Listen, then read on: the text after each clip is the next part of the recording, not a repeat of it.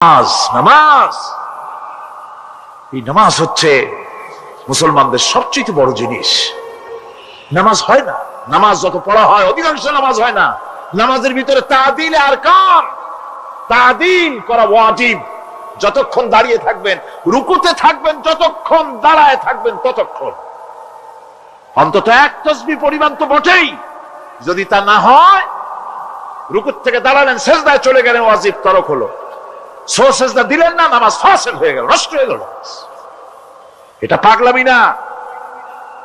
নামাজ সহিভাবে আদায় করতে হবে। নামাজ থেকে দাঁড়াবেন, রুকুত থেকে দাঁড়ায় গেলেন, বলবেন রব্বানা লাকাল হামদ। কোন রব্বানা লাকাল হামদ হামদান কাসীরান তাইয়িবান মুবারাকান ফিহি। একজন সাহাবী এই দোয়াটা পড়ছিলেন। নামাজ শেষ করে আল্লাহর নবী প্রশ্ন করলেন, নামাজের ভিতরে অতিরিক্ত এই কথাগুলি কে বলেছো? সাহাবী ভয় পেয়ে গেলেন। ভয় তিনি বললেন, হুজুর আমি বলেছি। হুজুর বললেন, তুমি জানো না আমি নবী, তুমি নবী না। আমি যা দেখি তুমি দেখতে পাও না। তুমি যখন এই দোয়াটা পড়তেছিলে, আমি লক্ষ্য করেছিলাম আল্লাহর রহমতে ফেরেশতারা প্রতিযোগিতা করতেছিল তোমার আমল নামায় কে কত বেশি নেকি লিখবে। রুকুতে দাঁড়ায়া এটা পড়বেন। সেজদায় চলে যাবেন, দুই সেজদার মাঝখানে ততক্ষণ বসে থাকবেন যতক্ষণ একটা সেজদার ভিতরে ছিলেন। পড়বেন আল্লাহুম্মা গফিরলি ওয়ারহামনি ওয়াহদিনি ওয়াআফিনি ওয়ারযুকনি। নামাজের মধ্যে দোয়া করতেছেন, আল্লাহ আমারে ক্ষমা করে দাও। এসব দোয়া সব হুজুরের। আমাকে ক্ষমা করো, আমাকে হেদায়েত দাও, আমাকে সুস্থ করো, আমাকে রহম করো, আমাকে রিজিক দাও। কাল সুবহানাল্লাহ। নামাজের ভিতরে দোয়া কবুলের সময়, নামাজের সেজদার ভিতরে দোয়া কবুল হয়।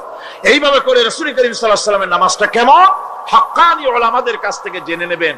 যেহেতু হুজুর বলেছেন সাল্লু কামা রাআইতুমুনি উসাল্লি, নামাজ পড়ো সেইভাবে যেভাবে আমাকে পড়তে দেখো। মসি আল্লাহর বান্দা, তাতে কখনো বিন্দু মাত্র লজ্জা তিনি পোষণ করেন নাই যে আমি আল্লাহর বান্দা, আল্লাহর গোলাম। এটা কথা হইল? এরকম লজ্জা তিনি পোষণ করেন। এমনকি তার নিকটবর্তী ফেরেশতা যারা, তারাও আল্লাহর বান্দা গোলাম হওয়ার জন্য তাদের ভিতরে কোনো লজ্জা নাই। যারা নাকি আল্লাহর গোলাম, এই ব্যাপারে যাদের মধ্যে লজ্জার সৃষ্টি হয়, আল্লাহর গোলাম এটা কেমন কথা, বান্দা হওয়াটা কেমন কথা। যারা গোলামীকে অস্বীকার করে তাদের সম্পর্কে আল্লাহ পাক বলছেন, ওয়া মাইয়াস্তানকিফ আন ইবাদাতিহি ওয়া ইস্তাকবির ফাসায়াহশুরুহুম ইলাইহি জামিআ। কেউ যদি আল্লাহর বন্দেগী করার ব্যাপারে লজ্জা পোষণ করে, যদি লজ্জার কারণ মনে করে, অহংকার করে, গৌরব করে, তাহলে তারা পালাবে কোথায়, যাবে কোথায়? আমি কিয়ামতের দিন সবগুলিকে এক জায়গায় করে ফেলবো। সুতরাং আল্লাহ পাকের গোলামিতে আল্লাহ যে বান্দা বলে যখন ডাকেন, লজ্জার কোনো কারণ নাই। অহংকার যে করবে সে নিজেকে ধ্বংস করবে। আল্লাহ পাক সব নবীদেরকে নিজের বান্দা বলেছেন। নবীরা কি আল্লাহ পাকের বান্দা। হযরত ইউসুফ আলাইহিস সালাম সম্পর্কে আল্লাহ পাক বলছেন, কাযালিকা লিনাসরিফা আনহু আস-সুআ ওয়াল ফাহশা ইন্নাহু মিন ইবাদিনাল মুখলাসিন। এরূপই ঘটলো যাতে আমি ইউসুফ আলাইহিস সালামকে, আমার বান্দা, তাকে আমি নির্লজ্জতা ইত্যাদি থেকে আমি রক্ষা করেছি। নিশ্চয়ই হযরত ইউসুফ ছিল আল্লাহ পাকের বান্দা, আল্লাহ পাকের আব্দ। রাসূল করিম সাল্লাল্লাহু আলাইহি ওয়াসাল্লাম তিনি হচ্ছেন সর্বশ্রেষ্ঠ আল্লাহর পয়গম্বর। তার থেকে শ্রেষ্ঠ নবী আর কি কেউ আছে? জোরে বলেন আছে? তার থেকে মাহবুব, তার থেকে শ্রেষ্ঠ আল্লাহর কাছে আর কেউ নাই। সেই নবীকে আল্লাহ রাব্বুল আলামিন কোরআনে কারীমের ভিতরে তাকে আব্দ বলেছেন। কি বলেছেন? অনেকগুলি আয়াত আছে যে আয়াতের ভিতরে আল্লাহ পাক তার নাম নেন নাই, নবী বলেন নাই, রাসূল বলেন নাই, শুধু বলেছেন আব্দ। যেমন ফাআওহা ইলা আবদিহি মা আওহা। অতঃপর তার বান্দার নিকট যা ওহী করার ছিল তা তিনি করলেন। সেই বান্দাকে আল্লাহ সাল্লাল্লাহু আলাইহি ওয়াসাল্লাম। সুতরাং আবদিয়াত, ইবাদত, গোলামি, এটা হচ্ছে মানুষের জীবনের সবচেয়ে বড় মর্যাদাকর খেতাব, আল্লাহর পক্ষ থেকে আল্লাহর বান্দা হওয়া। গোলামি পরিপূর্ণ রূপে হবে কেবলমাত্র আল্লাহ পাকের। এই গোলামির জন্যই আল্লাহ পাক আমাদেরকে সৃষ্টি করেছেন, অন্য কোনো কাজে আমাদেরকে সৃষ্টি করেন নাই। আমাদেরকে গোলামি করতে হবে, আনুগত্য করতে হবে কেবলমাত্র কার বলুন তো? এই গোলামি যদি সঠিকভাবে করি, যদি বান্দারা যারা আল্লাহ পাকের বান্দা বলে গোলাম বলে নিজেদেরকে দাবি করে, যদি সঠিকভাবে ইবাদতটা করা যায়, তাহলে আল্লাহ তাদের জন্য কি ওয়াদা করেছেন শুনুন।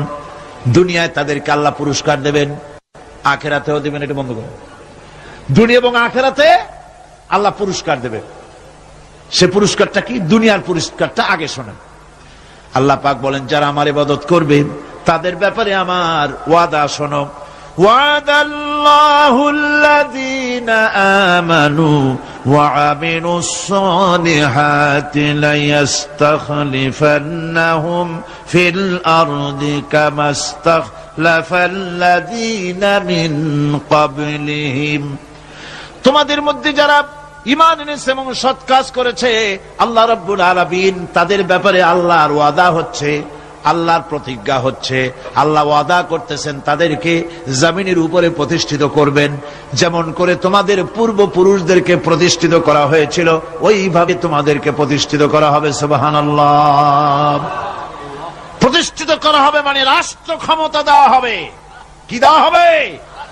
যদি গোলাম হও, যদি কি হও? গোলাম।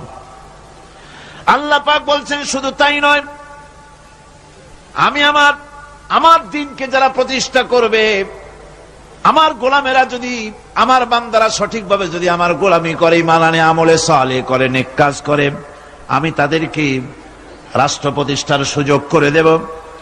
আর তাদের জন্য ভীতির পরিবর্তে, সন্ত্রাসের পরিবর্তে শান্তি কায়েম করে দেব। সুবহানাল্লাহ। وَلَيُمَكِّنَنَّ لَهُمْ دِينَهُمُ الَّذِي ارْتَضَىٰ لَهُمْ وَلَيُبَدِّلَنَّهُمْ مِنْ خَوْفِهِمْ أَمْنًا। তাদের দিনকে তারা নিজেদের জন্য যা পছন্দ করেছে অবশ্যই তিনি তা কায়েম করে দিবেন, এবং সন্ত্রাস আর ভীতির পরিবর্তে আল্লাহ নিরাপত্তা দান করবেন। জোরে কোন সুবহানাল্লাহ। সন্ত্রাস বন্ধ হবে, চুরি, ডাকাতি, জেনা, ব্যভিচার সব বন্ধ হয়ে যাবে। তোমরা ক্ষমতায় থাকবে, তোমরা ডমিনেটেড হবে না, তোমরা ডমিনেট করবে। গোটা পৃথিবীকে শাসন করবে, শাসিত তোমরা হবে না। আর ভীতির পরিবর্তে নিরাপত্তা তোমরা লাভ করবে। কি করলে? ইয়াবুদুনানি লা ইউশরিকুনা বি শাইআ। সুতরাং তারা যেন আমার ইবাদত করে এবং আমার সঙ্গে যেন কাউকে শরীক না করে। আল্লাহ বলছেন, তোমরা যদি আমার সাথে শরীক না করো, ইবাদতের মধ্যে কাউকে যদি শরীক স্থাপন না করো, আর যদি তোমরা আমার ইবাদতটা সলিড ভাবে আমার জন্যই করো, তাহলে রাষ্ট্র ক্ষমতা তোমাদের হাতে আসবে, সন্ত্রাস নির্মূল হবে, শান্তি প্রতিষ্ঠিত হবে। এই হচ্ছে দুনিয়ার পুরস্কার। এটা কিসের পুরস্কার? আর আখিরাতের পুরস্কারের কথা বলা হচ্ছে। وَمَن يُطِعِ اللَّهَ وَرَسُولَهُ وَيَخْشَ اللَّهَ وَيَتَّقِهِ فَأُولَئِكَ هُمُ الْفَائِزُونَ। যে ব্যক্তি আল্লাহ এবং রাসূলের আনুগত্য করেছে, আল্লাহকে ভয় করে চলেছে, তার গজব থেকে বেঁচে রয়েছে, সেই হচ্ছে সফল কাম। সফল কাম মানে কি? কিয়ামতের দিন আল্লাহ পাক তাদেরকে জান্নাত দান করবেন। আল্লাহ পাক তাদেরকে কিয়ামতে কি দিবেন? জান্নাত দিবেন, চিরস্থায়ী শান্তির জায়গা, সেই জান্নাত লাভ করা যাবে। আজ ইবাদতের এই যে গুরুত্বপূর্ণ ইবাদত, এই ইবাদতের ভুল অর্থ সমাজের ভিতরে ছড়িয়ে আছে। সাধারণ মানুষও ভুল করেছে, অসাধারণ মানুষেরাও ইবাদতের ভুল অর্থ করে ভুলের মধ্যে নিমজ্জিত আছে বিরাট সংখ্যক লোকেরা। সাধারণ মুসলমানেরা তারা যে ভুলটা করলো ইবাদতের অর্থ করতে গিয়ে, সেটা হলো এই, সাধারণ লোকেরা মনে করলো কয়েকটা অনুষ্ঠানের নাম হচ্ছে ইবাদত, নামাজ, রোজা, হজ, যাকাত, সাদকা, ফিতরা, এর নাম হলো ইবাদত। অনুষ্ঠান শেষে তারা নিজেদেরকে স্বাধীন মনে করলো। তারা আল্লাহ পাকের প্রত্যেকটি আইনের ধারাকে লঙ্ঘন করলো। বছরে একবার রোজা রেখে বছরে 1 মাস রোজা রেখে মনে করলে ইবাদত শেষ, 5 ওয়াক্ত নামাজ পড়ে মনে করলে ইবাদত শেষ। আমি প্রশ্ন করি, 5 ওয়াক্ত নামাজের নামই যদি হয় ইবাদত, 5 ওয়াক্ত নামাজের নামই ইবাদত, এটাই যদি হয়, তাহলে 5 ওয়াক্ত নামাজ পড়তে সময় লাগে কত? উজু টুজু করে বড় জোর 1-1.5 ঘন্টা সময় লাগে 5 ওয়াক্ত নামাজ পড়তে। তো এর নাম যদি হয় ইবাদত, তার অর্থ কি দাঁড়াবে? অর্থ দাঁড়াবে আপনি 24 ঘন্টার ভিতরে 1 থেকে 1.5 ঘন্টার জন্য আল্লাহর গোলাম, বাকি 22 ঘন্টার জন্য শয়তানের গোলাম হতে কেউ রাজি আছেন? রোজার নামই যদি হয় শুধু ইবাদত, তাহলে তার অর্থ দাঁড়াবে বছরের ভিতরে 1টা মাসের জন্য আপনি আল্লাহর গোলাম, আর 11 মাসের জন্য শয়তানের গোলাম হতে কেউ রাজি আছেন? তাহলে বিষয়টা কি? বিষয়টা হচ্ছে নামাজ, রোজা, হজ, যাকাতি শুধুমাত্র ইবাদত নয়, আনুষ্ঠানিক ইবাদত তো বটেই, কম্পালসারি ইবাদত তো বটেই, কিন্তু শুধুমাত্র নামাজ, রোজা, হজ, যাকাত ইবাদত শুধুমাত্র নয়, এগুলি হচ্ছে ইবাদতের পার্ট, ইবাদতের অংশ। বরং জীবনের সব ক্ষেত্রে আল্লাহর হুকুমকে মানার নামই হচ্ছে। ভাইরা আমার, একদিকে নামাজ রোজা করছে, অন্যদিকে আল্লাহর আইনের প্রতিটি ধারাকে লঙ্ঘন করে চলছে, মিথ্যা ওয়াদা করে, মিথ্যা কথা বলে, সুদ খায়, ঘুষ খায়, জেনা করে, এরপরে অন্যের হক নষ্ট করে, প্রতিবেশীর হক নষ্ট করে, হারাম মাল খায়, হকদারের হক নষ্ট করে, প্রতিবেশীর হক নষ্ট করে, জিন্দা মুর্দা মানুষকে নিজের জন্য শক্তিধর বলে মনে করে, এক টুকরা রুটির জন্য অথবা 1 ফোঁটা 1 ঘটি পানির জন্য কাফেরের কাছে হাত পেতে দাঁড়ায় থাকে। এই যদি অবস্থা হয়, এটাই যদি হয় ঈমান, আর এটার নামে যদি ইবাদত হয়, তাহলে এই পৃথিবীর মুসলমানের আজ লাঞ্ছিত কেন? আল্লাহর ওয়াদা কি মিথ্যা? নাউযুবিল্লাহি মিন যালিক। আমাদের ইবাদত যদি ঠিক হয়, যদি সত্যিকারের ইবাদত যদি আমরা করে থাকি, তাহলে ক্ষমতায় ইমানদারেরা নাই কেন? বিশ্ব জুড়ে মুসলমানেরা লাঞ্ছিত কেন? তাহলে বুঝতে হবে ইবাদতের মধ্যে বিরাট গরমিল করে ফেলেছি, ঠিক কিনা? লক্ষ্য করুন, যেই লোকটা হজ করতেছে, উমরা করতেছে, নামাজ পড়তেছে, মসজিদ মাদ্রাসায় চাঁদা দিতেছে, ওই লোকটি আবার ব্যাংকের থেকে সুদের টাকা নিয়ে ব্যবসা চালাইতেছে। ব্যবসা ঠিক রাখার জন্য, ইনকাম ট্যাক্স ফাঁকি দেওয়ার জন্য ব্যবসায়ীরা 2 ধরনের 3 ধরনের খাতা মেনটেন করছে। কথা ঠিক কিনা? মিথ্যা কথা বলছে, ঘুষ দিতেছে, বেশি করে বিদ্যুতের বিল যাতে না আসে সেজন্য যারা বিদ্যুৎ লাইনে আছে তাদেরকে পয়সা দিয়ে ম্যানেজ করতেছে, ঠিক কিনা? মিল কল কারখানা যাদের আছে, লক্ষ লক্ষ টাকা বিদ্যুৎ বিল হয়, কিন্তু লাইনম্যানদের সঙ্গে ম্যানেজ করে গভর্নমেন্টকে ফাঁকি দেওয়া হচ্ছে, ঠিক কিনা গম? তোমার নামাজের দাম কি? তোমার হজের 4 পয়সা দাম নাই। তুমি রাষ্ট্রকে ফাঁকি দিয়েছো, তুমি জনগণকে ফাঁকি দিয়েছো, তুমি দেশের শত্রু। টেলিফোনের বিল হাজার হাজার টাকা, লাখ টাকার বেশি বিল হয়, লাইনম্যানের সঙ্গে ম্যানেজ করে 500, 700, 2000 টাকা দিয়ে সারিয়ে দেয়, ঠিক কিনা? এরা জাতির শত্রু, দেশের শত্রু, এদেরকে ফায়ারিং স্কোয়াডে নিয়ে ব্রাশ ফায়ার করে উড়ায় দেওয়া উচিত। এরা দেশের দুশমন। আল্লাহর গোলাম হতে হলে ভুল করে বসেছি ইবাদতের অর্থ করতে, শুধু নামাজ, রোজা, হজ, যাকাত, মাজারে কিছু চাঁদা দেওয়া, আগরবাতি, মোমবাতি, চাদর একটা দিয়া, পীর সাহেবের 10,000 টাকা চাঁদা দিয়া, মোছে তেল মাইখা দাঁত বাইর করে হাসে। বেহেশতে তো গেছি, আর দেরি কত? বেহেশতে তুমি যাবা, এত সহজ? দেশকে ফাঁকি দিছো, দেশকে ফাঁকি দিয়েছো, জনগণকে ফাঁকি দিয়েছো, নিজের মেয়েকে ফাঁকি দিয়েছে, বিবাহের সময় টাকা পয়সা দিয়া বিবাহ টিবাহ করায় দিল। ব্যবসা, ধানী সম্পত্তি, বাড়ির সম্পত্তি সব ছেলেদেরকে দিয়ে দিল, মেয়েটারে ফাঁকি দিয়ে দিল। দেয় না এরকম? ফুপুকে ফাঁকি দিল, বোনকে ফাঁকি দিল। এরপরে মোনাজাত করে সবে বরাতে, আল্লাহ আমারে বেহেশত দিও। ফেরেশতারা কয়, মর তুই আগে, বেহেশত তোরে কেমনে দেয় ভালো করে দেখায় দেব। বেটা তুই যাবি বেহেশতে, এত সোজা? ওটা মামু বাড়ির বারান্দা নাকি?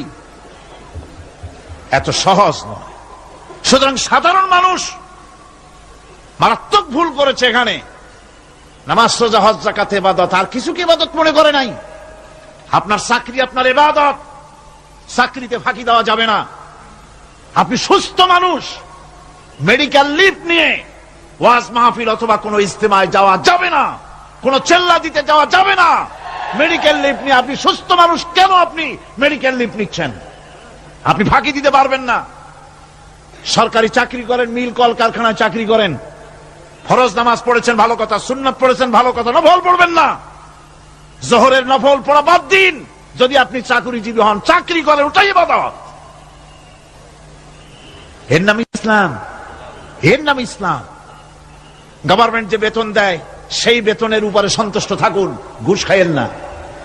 যদি বেশি বেতন লাগে গভর্নমেন্টের কাছে দাবি জানান যে আমাদের বেতন বাড়ায় দাও। ঘুষ খাবেন কেন? হারাম। জোরে কোন এটা কি? এই ঘুষের টাকা মাজারে দিয়া, পীরের দিয়া আল্লাহরে খুশি করবেন, এত সহজ না, এত সহজ না। সেই জন্য আমি সব ভাইদের খেদমতে আরজ করব, ইবাদত হচ্ছে জীবনের সব ক্ষেত্রে গোলামি, সকল ক্ষেত্রে গোলামি। চাকরিতে, অফিসে, আদালতে, কলকারখানায়, ক্ষেত খামারে, পার্লামেন্টে, সেক্রেটারিয়েটে, সেনানিবাসে, স্কুলে, কলেজে, বিশ্ববিদ্যালয়, সর্বত্র গোলামি কার? আল্লাহ পাকের। রিজকে হালাল করতে হবে, উপার্জনকে হালাল করতে হবে, সত্যিকারের আল্লাহর গোলাম হতে হবে।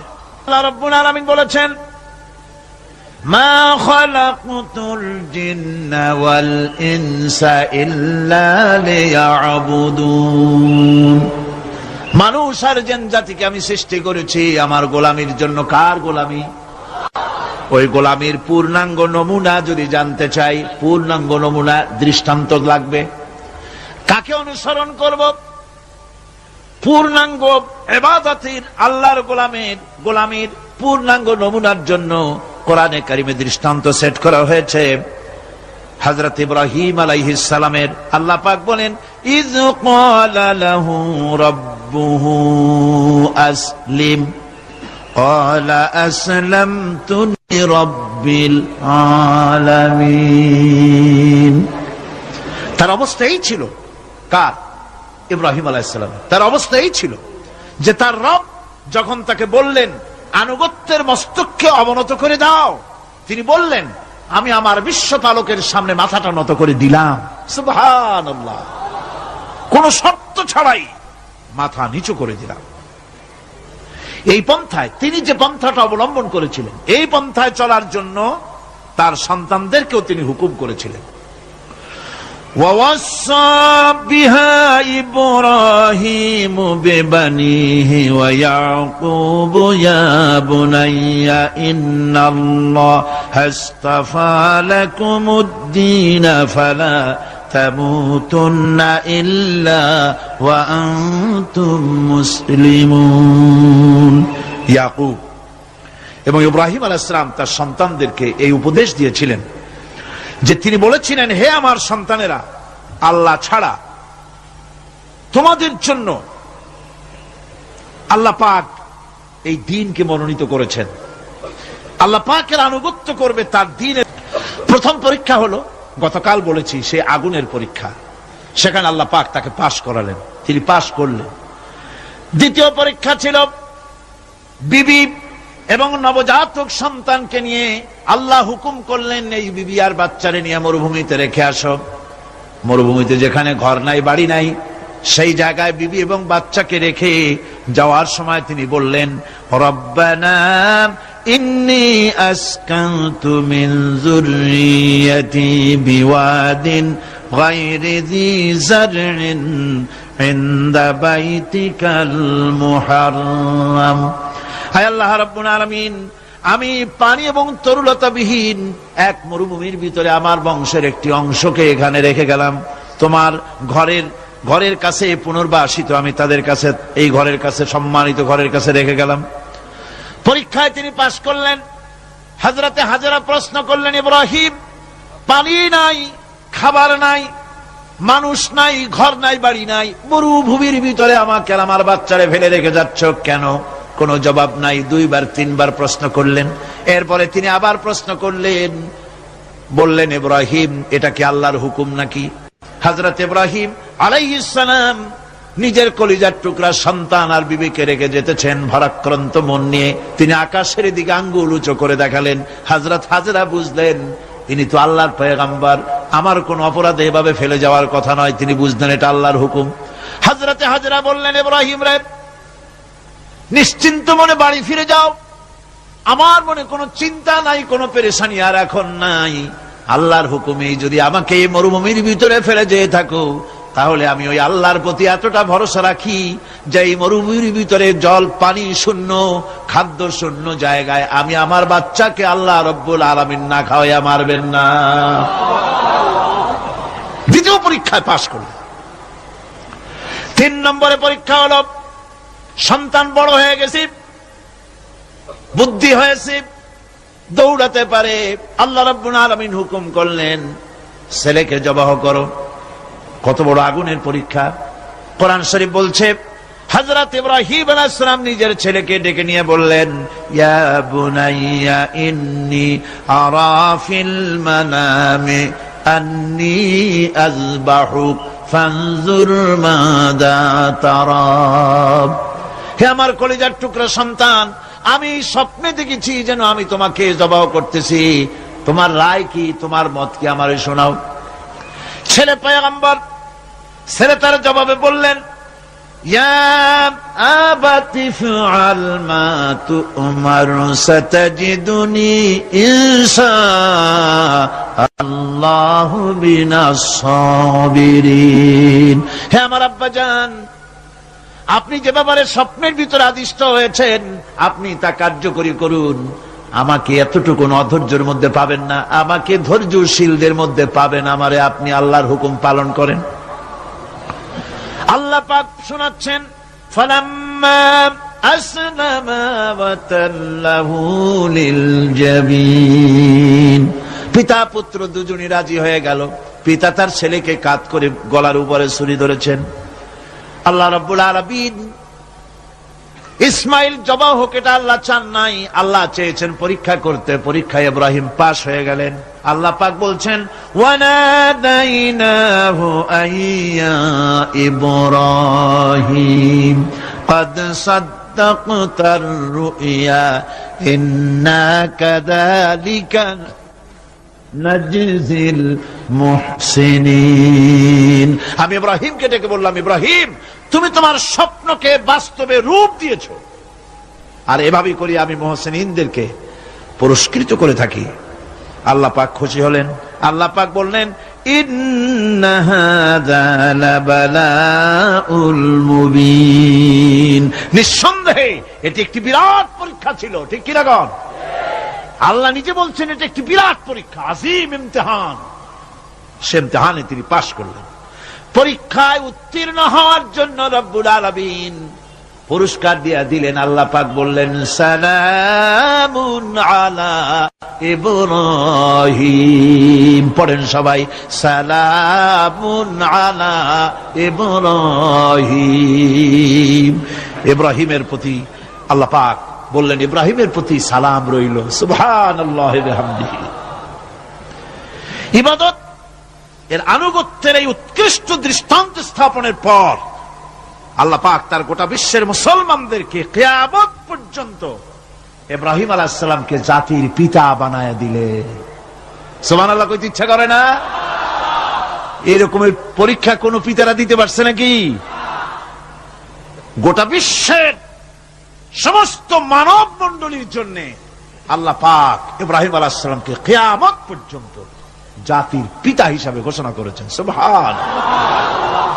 মিল্লাতা আবিকুম ইব্রাহিম হুয়া সাম্মাকুমুল মুসলিমিন।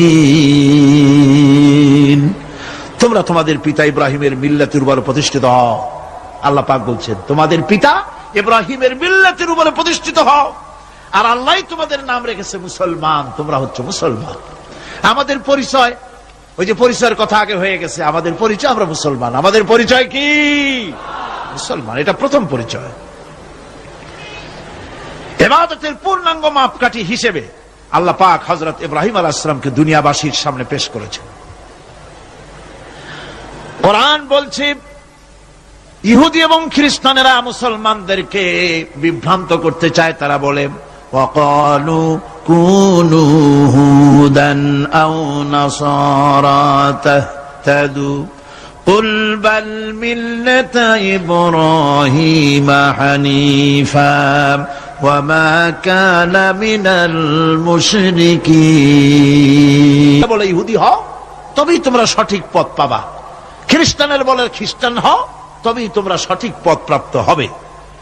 আল্লাহ পাক বলছেন এদের সকলকে বলে দাও বরং তোমরা সব পরিত্যাগ করে মিল্লাতে ইব্রাহিমের ভিতরে শামিল হয়ে যাও। এটাই মুক্তির পথ, এটাই নাজাতের পথ, এটাই আল্লাহর পথ। সুবহানাল্লাহি ওয়া বিহামদিহি।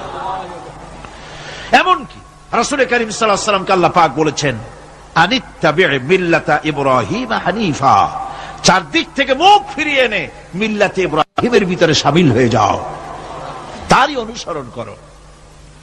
রাসূল কারীম সাল্লাল্লাহু আলাইহি ওয়াসাল্লাম ইবাদত বা আনুগত্যের সর্বোৎকৃষ্ট নমুনা হওয়ার কারণে ইব্রাহিম আলাইহিস সালাম সম্পর্কে হুজুর বলেছেন ইন্না ইব্রাহিমা খায়রুল বারিয়া, রাওয়াহু মুসলিম। হুজুর সাল্লাল্লাহু আলাইহি ওয়াসাল্লাম বলেছেন ইব্রাহিম হচ্ছেন জগতের সর্বোত্তম ব্যক্তি। সুবহানাল্লাহ। সুতরাং আমাদেরকে ইবাদতের নমুনা হিসেবে ইব্রাহিম আলাইহিস সালামকেও মানদণ্ড হিসেবে দেখতে হবে যে কিভাবে তিনি সারেন্ডার করেছিলেন আল্লাহ পাকের দরবারে। এখন আমি আপনাদের সামনে বলতে চাই মানুষের জীবনে সবচাইতে বড় দুটি চাহিদা আছে, একটা হচ্ছে খাদ্য আর একটা হচ্ছে নিরাপত্তা। একটা খাদ্য আর একটা কি? নিরাপত্তা। পেট ভরে খাইতে চাই আর চোর ডাকাতের উপদ্রব থেকে নিরাপত্তা পেতে চাই। খাদ্য যদি চাই ক্ষুধার সময়, নিরাপত্তা যদি চাই ভীতির সময়। আল্লাহ রাব্বুল আলামিন বলেন কোন গভর্নমেন্ট দিতে পারবে না, দুনিয়ায় কেউ দিতে পারে নাই, পারবেও না। ক্ষুধার সময় যদি খাদ্য চাও, ভীতির সময় যদি নিরাপত্তা লাভ করতে চাও, তাহলে ফালইয়াবুদু রাব্ব হাযাল বাইত, এই ঘরের মালিকের ইবাদত কর। কোন ঘর? কাবা ঘর। বলেন কোন ঘর? কাবা ঘর। কাবা শরীফের মালিকের ইবাদত কর। তাহলে কি হবে? আল্লাযী আত'আমাহুম মিন জু'in ওয়া আমানাহুম মিন খাউফ। এই ঘরের মালিকের ইবাদত যদি করো তাহলে ক্ষুধার সময় তিনি তোমাদেরকে খেতে দিবেন আর ভীতির সময় তিনি তোমাদের নিরাপত্তা দান করবেন। এ ওয়াদা কার? চিল্লায় বলেন ওয়াদা কার? আল্লাহ পাকের ওয়াদা বিশ্বাস হলো না, এমনই পোড়া কপালের মুসলমান। নির্বাচন যখন আসলো, সলিমউদ্দিন সাহেব আসতেন মঞ্চের উপরে, পরিচয় করানো হচ্ছে। এতক্ষণ আপনারা যার বক্তৃতা শোনার জন্য দ্বীপ্রহরের রৌদ্রে কষ্ট করতেছিলেন, এখন সেই সংগ্রামী জননায়ক বিপ্লবী সন্তান তিনি এখন আপনাদের সামনে বক্তব্য রাখবেন। উনি দাঁড়ায় বললেন ভাইয়ার আমার, বোনের আমার, আমি এবার বোতল মার্কা বাক্স নিয়ে দাঁড়াইছি, আমারে সকলে মিলে ভোট দেন। এবার যদি ক্ষমতায় যেতে পারি, না খাইয়া কেউ মরবেন না, কিন্তু কি খাইয়া মরবে তাও কয় না। মানুষেরা এই কথাগুলি বিশ্বাস করলার সমানে ভোট দিল। হায় রে কপাল! আল্লাহ বললেন আমার ইবাদত কর, আমার গোলামি কর জীবনের সব জায়গায়, তাহলে ক্ষুধার সময় খাইতে পারবি আর ভীতির সময় নিরাপত্তা পাবি। আল্লাহর কথাটা বিশ্বাস হইল না। এই নামাজ পড়ার মুসলমানের দাম আছে? কোন দাম আছে? এ রোজা খাওয়ার দাম আছে? এ মুসলমান দাবি করার দাম আছে?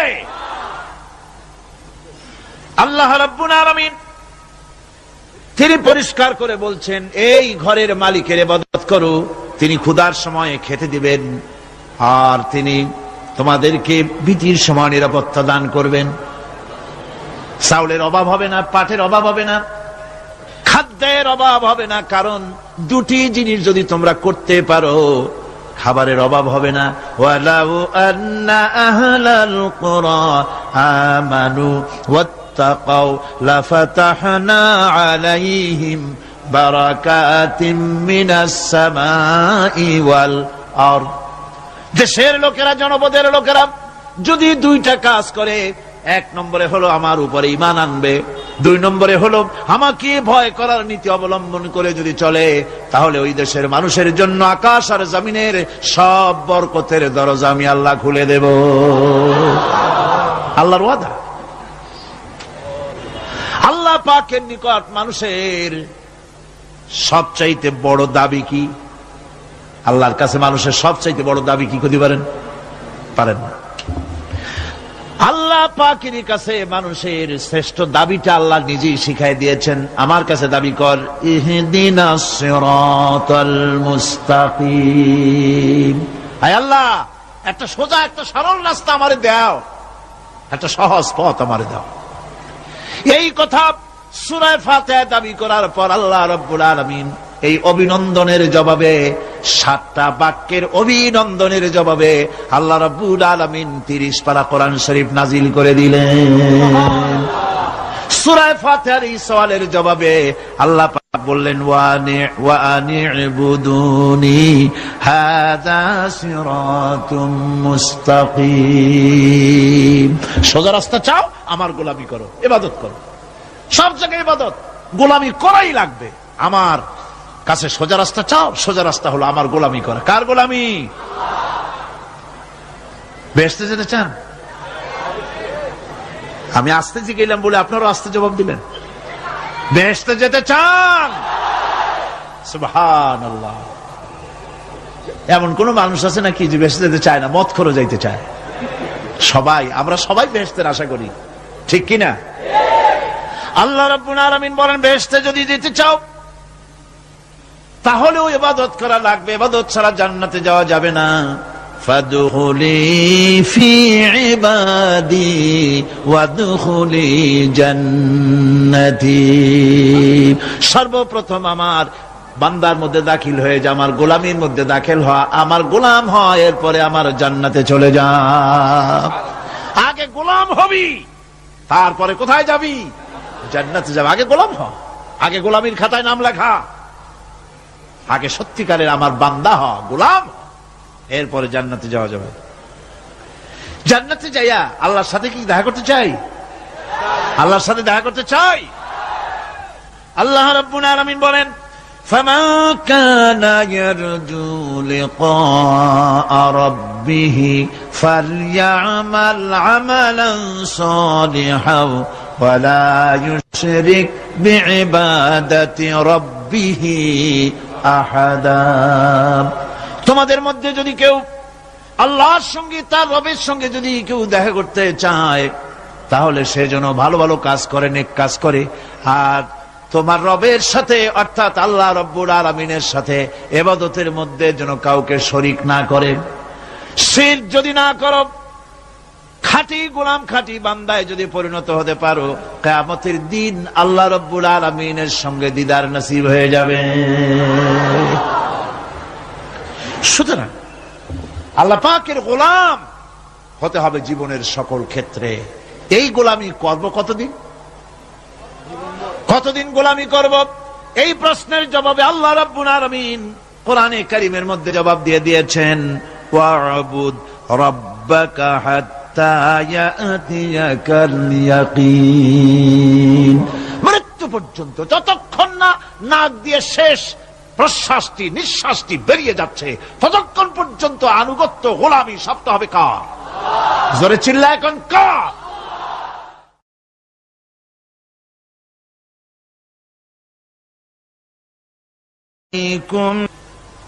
দুনিয়া আল্লাহ পাক আমি এদেরকে এরকম বলি নাই আমার পূজা করার জন্য, আর আমার পূজা করেছে।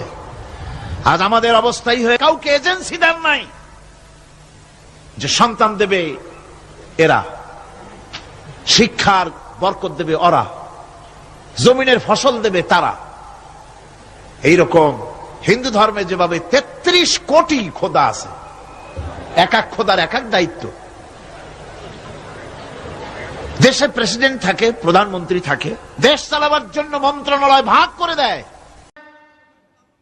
ইউনিয়ন থেকে বারবার নির্বাচিত ইউনিয়ন চেয়ারম্যান আমাদের ভবদামডাঙ্গা সংস্কার আন্দোলনের সম্মানিত সভাপতি এস এম মঞ্জুর রহমান এবং অন্যান্য নেতৃবৃন্দ, অত্র কমিটির সদস্য ভাইরা সবাই উপস্থিত থাকবেন। আমরা এখনো যারা রাস্তায় আছি অনতি বিলম্বে স্টেজের সামনে এসে বসে যায়। প্রিয় ভাইরা, আমাদের প্রোগ্রাম এখনই শুরু হচ্ছে। শুরুতে মহাগ্রন্থ আল কোরআন থেকে তেলাওয়াত করছেন কপালিয়া জামে মসজিদের সম্মানিত ইমাম সাহেব হাফেজে কোরআন জনাব হাফেজ হাবিবুর রহমান সাহেব। আমি মোহতারাম হাফেজ সাহেবকে কালেমে হাকিম থেকে তেলাওয়াত করার জন্য বিনীত অনুরোধ জানাচ্ছি।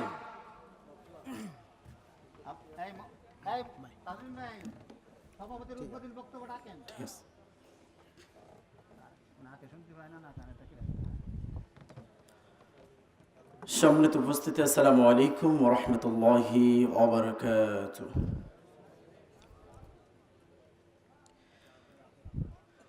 আউযু বিল্লাহি মিনাশ শাইতানির রাজীম। বিসমিল্লাহির রাহমানির রাহিম।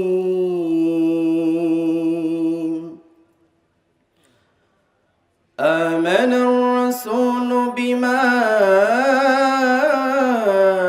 أنزل إليه من ربه والمؤمنون كل آمن بالله وملائكته وكتبه ورسله لا نفرق بين أحد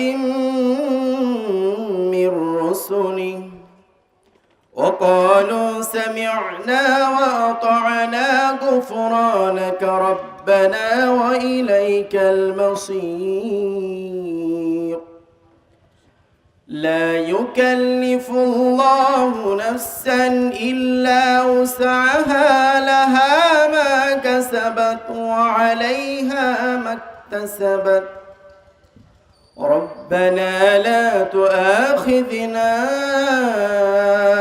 إن نسينا أو أخطأنا ربنا ولا تحمل علينا إصرا كما حملته على الذين من قبلنا ربنا ولا تحملنا ما لا طاقة لنا به واعف عنا واغفر لنا وارحمنا أنت مولانا فانصرنا على القوم الكافرين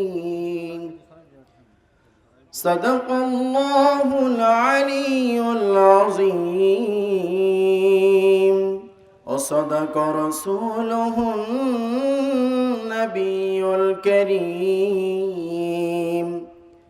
এরশাদ হচ্ছে, রাসূল তার রবের পক্ষ থেকে তার উপর যে হেদায়েত নাজিল হয়েছে তার প্রতি ঈমান এনেছে, আর যেসব লোক ওই রাসূলের প্রতি ঈমান এনেছে তারা ওই হেদায়েতকে মনে প্রাণে স্বীকার করে নিয়েছে।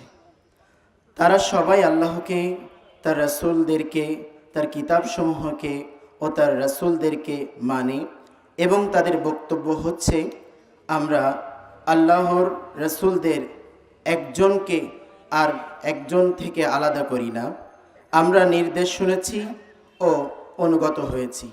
হে প্রভু, আমরা তোমার কাছে গুনাহ মাফের জন্য প্রার্থনা করছি। তাদের তোমারই দিকে ফিরে যেতে হবে। আল্লাহ কারোর উপরে তার সামর্থ্যের অতিরিক্ত দায়িত্ব চাপিয়ে দেন না। প্রত্যেক ব্যক্তি যে নেকি উপার্জন করেছে তার ফল তার নিজের জন্য, এবং যে গুনাহ সে অর্জন করেছে তার প্রতিফল তারই উপর বর্তাবে। হে ইমানদারগণ, তোমরা এভাবেই দোয়া চাও, হে আমার রব, তুমি ভ্রান্তিতে আমরা যেসব গুনাহ করে বসেছি তুমি সেগুলো পাকড়াও করো না। হে প্রভু, আমাদের উপর এমন বোঝা চাপিয়ে দিও না যা তুমি আমাদের পূর্ববর্তীদের উপর চাপিয়ে দিয়েছিলে। হে আমাদের প্রতিপালক, যে বোঝা বহন করার সামর্থ্য আমাদের নেই তা আমাদের উপরে চাপিয়ে দিও না। আমাদের প্রতি কোমল হও, আমাদের অপরাধ ক্ষমা করো এবং আমাদের প্রতি করুণা করো। তুমি আমাদের অভিভাবক, কাফেরদের মোকাবেলা তুমি আমাদেরকে সাহায্য করো। সাদাকতা ইয়া রাব্বানা।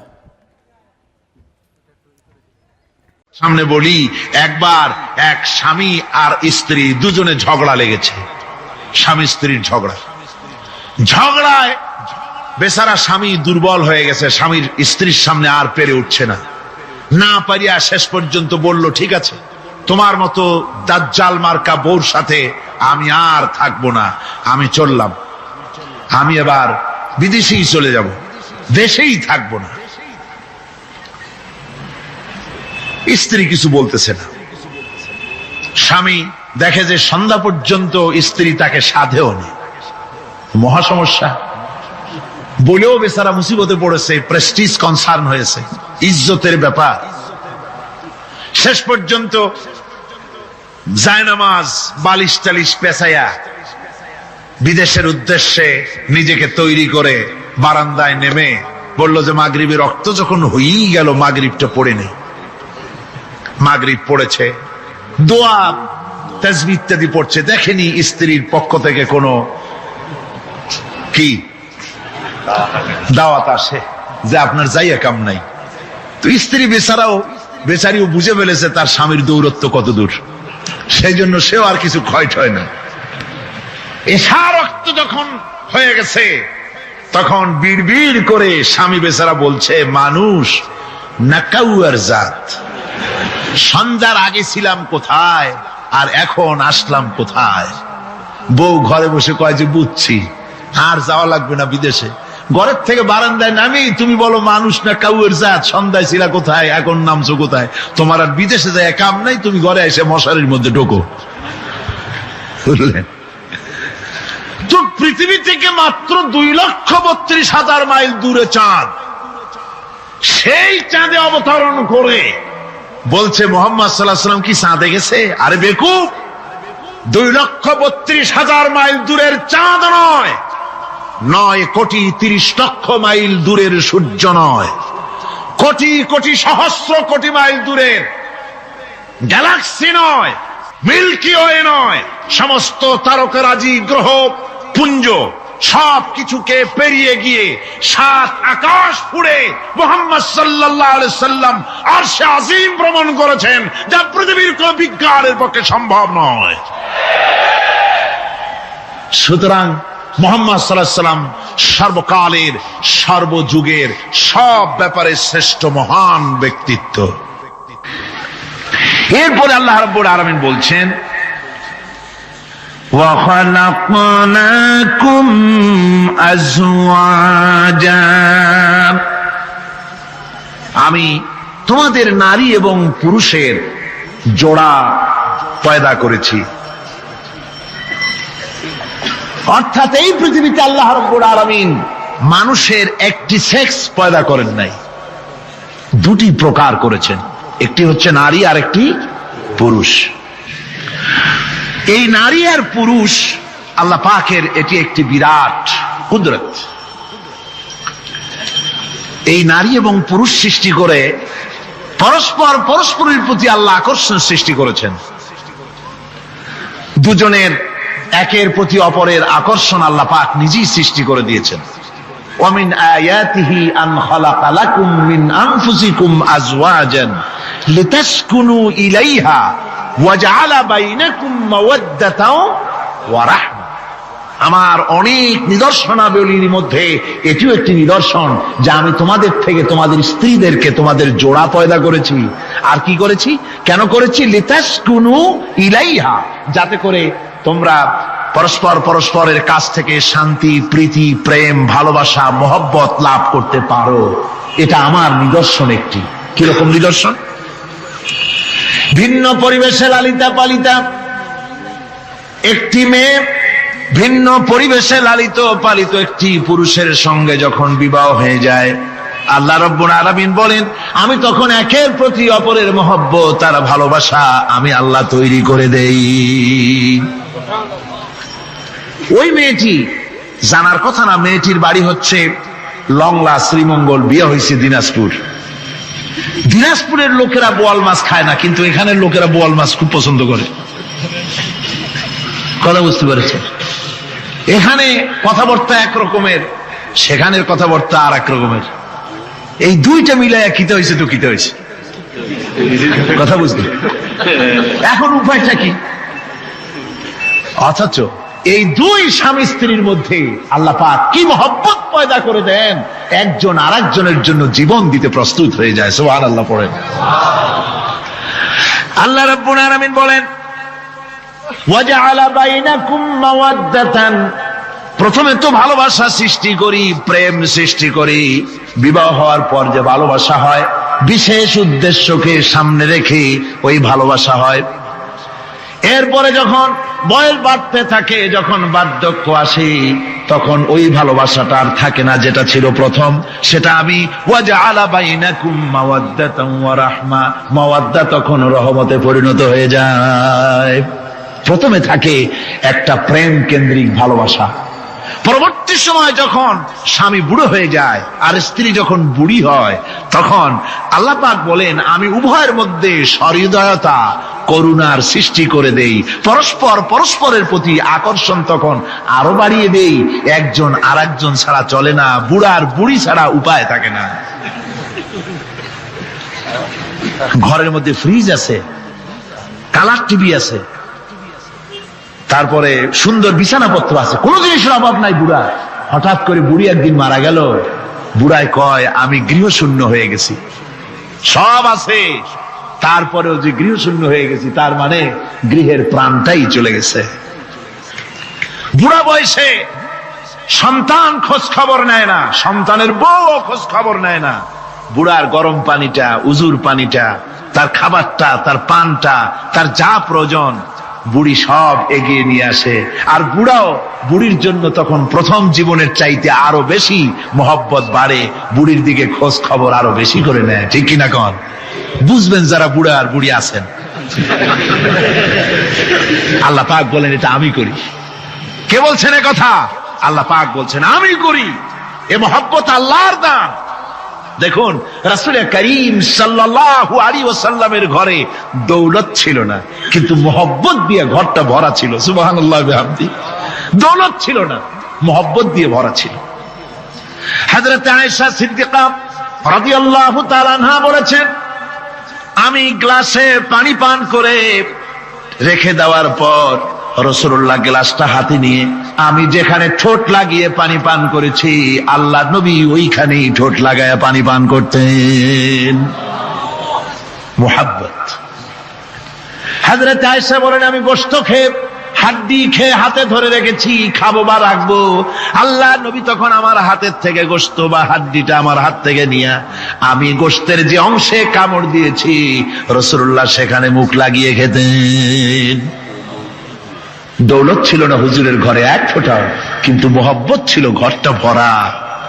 হযরত আয়েশা বলেছেন রাসূলুল্লাহ কাজ করে কষ্ট করে ঘরের ভিতরে ফিরে যখন দেখেছেন রান্না বান্না সারা হয় নাই, হুজুর ক্ষুধার্ত অথচ আমার রান্না শেষ হয় নাই, নবীজি রাগ করেন নাই, অসন্তুষ্ট হন নাই, ভুরু কুঞ্চিত করেন নাই, চোখ গরম করেন নাই, বরং আমার কাছে বসে রান্না বান্নায় আমাকে আল্লাহর নবী, বিশ্ব নবী মুহাম্মদ রাসূলুল্লাহ সাল্লাল্লাহু আলাইহি ওয়াসাল্লাম আমাকে সহযোগিতা করেছেন। স্বামী স্ত্রীর ভালোবাসা হচ্ছে স্বর্গীয় নিয়ামত, জান্নাতের নিয়ামত। সুবহানাল্লাহ পড়েন। যেই ঘরে স্বামী আর স্ত্রীর মধ্যে সাপ আর বেজির সম্পর্ক, দাঁড় কুমড়োর সম্পর্ক। এই ঘরটা যতই বিদেশি আধুনিক সৌন্দর্যের উপকরণাদি দিয়ে ভরপুর থাকুক না কেন, এই ঘরটা, এই বিল্ডিংটা জাহান্নামের টুকরা, ঠিক না? আর স্বামী স্ত্রীর যদি ভালোবাসা থাকে, তাহলে ঘরটা যদি কুড়ে ঘর হয়, তারপরেও সে ঘরটা হচ্ছে একটা জান্নাতের টুকরা। অনেক স্ত্রী আছে স্বামীর সাথে মহব্বত নাই, উল্টো পাল্টা কারবার। ওই রকম এক স্বামীর কাছে খবর আসছে যে আপনি তো এই গ্রামের মাতবাড়ি করেন, বিচার আচার করতেছেন, আপনার বউ তো গোসল করতে গিয়ে পড়ে গেছে নদীর মধ্যে। তো লোকটা দৌড় দিয়েছে, দৌড়ে গেছে, যায় কয় যে কোন জায়গায় পড়ছে, কয় যে এইখানে পড়ছে। লোকটা তখন জোয়ারের পানি যাচ্ছিল এইদিকে, লোকটা দৌড় দিছে উল্টা দিকে। লোকেরা কয় যে মিয়া, তোমার বউ পড়েছে এইখান থেকে জোয়ারের পানি এদিকে যায়, তুমি উল্টা দৌড়াও কেন?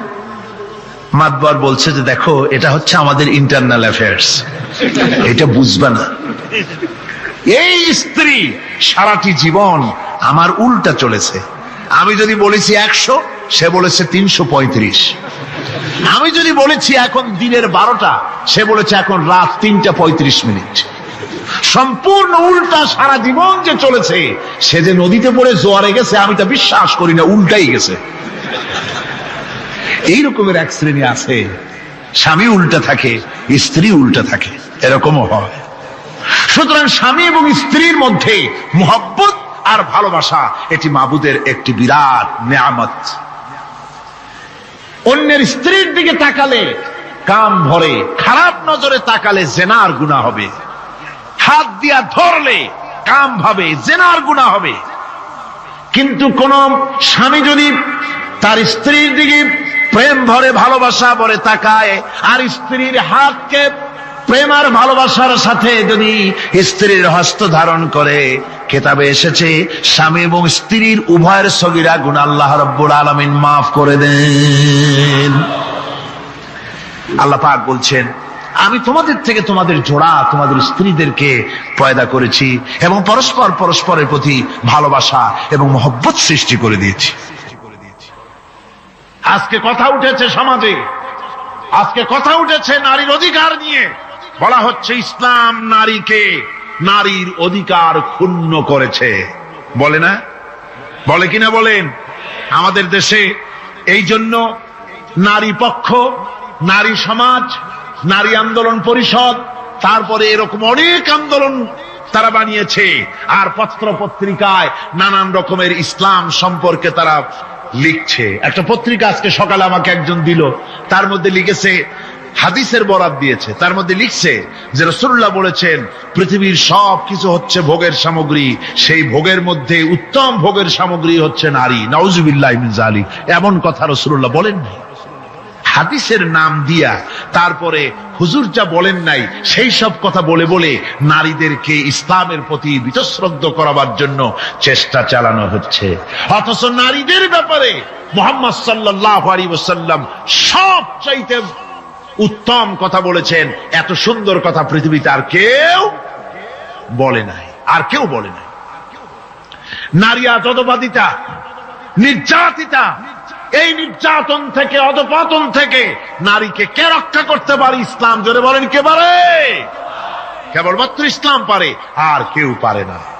নারী যখন তাদেরকে মেয়ে হয়েছে শোনা মাত্র তার বাপ তাকে মাটির নিচে পুঁতে রাখত, আছাড় মেরে মেরে ফেলে দিত, যখন তাদেরকে কবর দিয়ে দিত জীবিত অবস্থায়, সেই সময় রাসূলুল্লাহ এসে নারীদের সম্মান দিলেন, মর্যাদা দিলেন।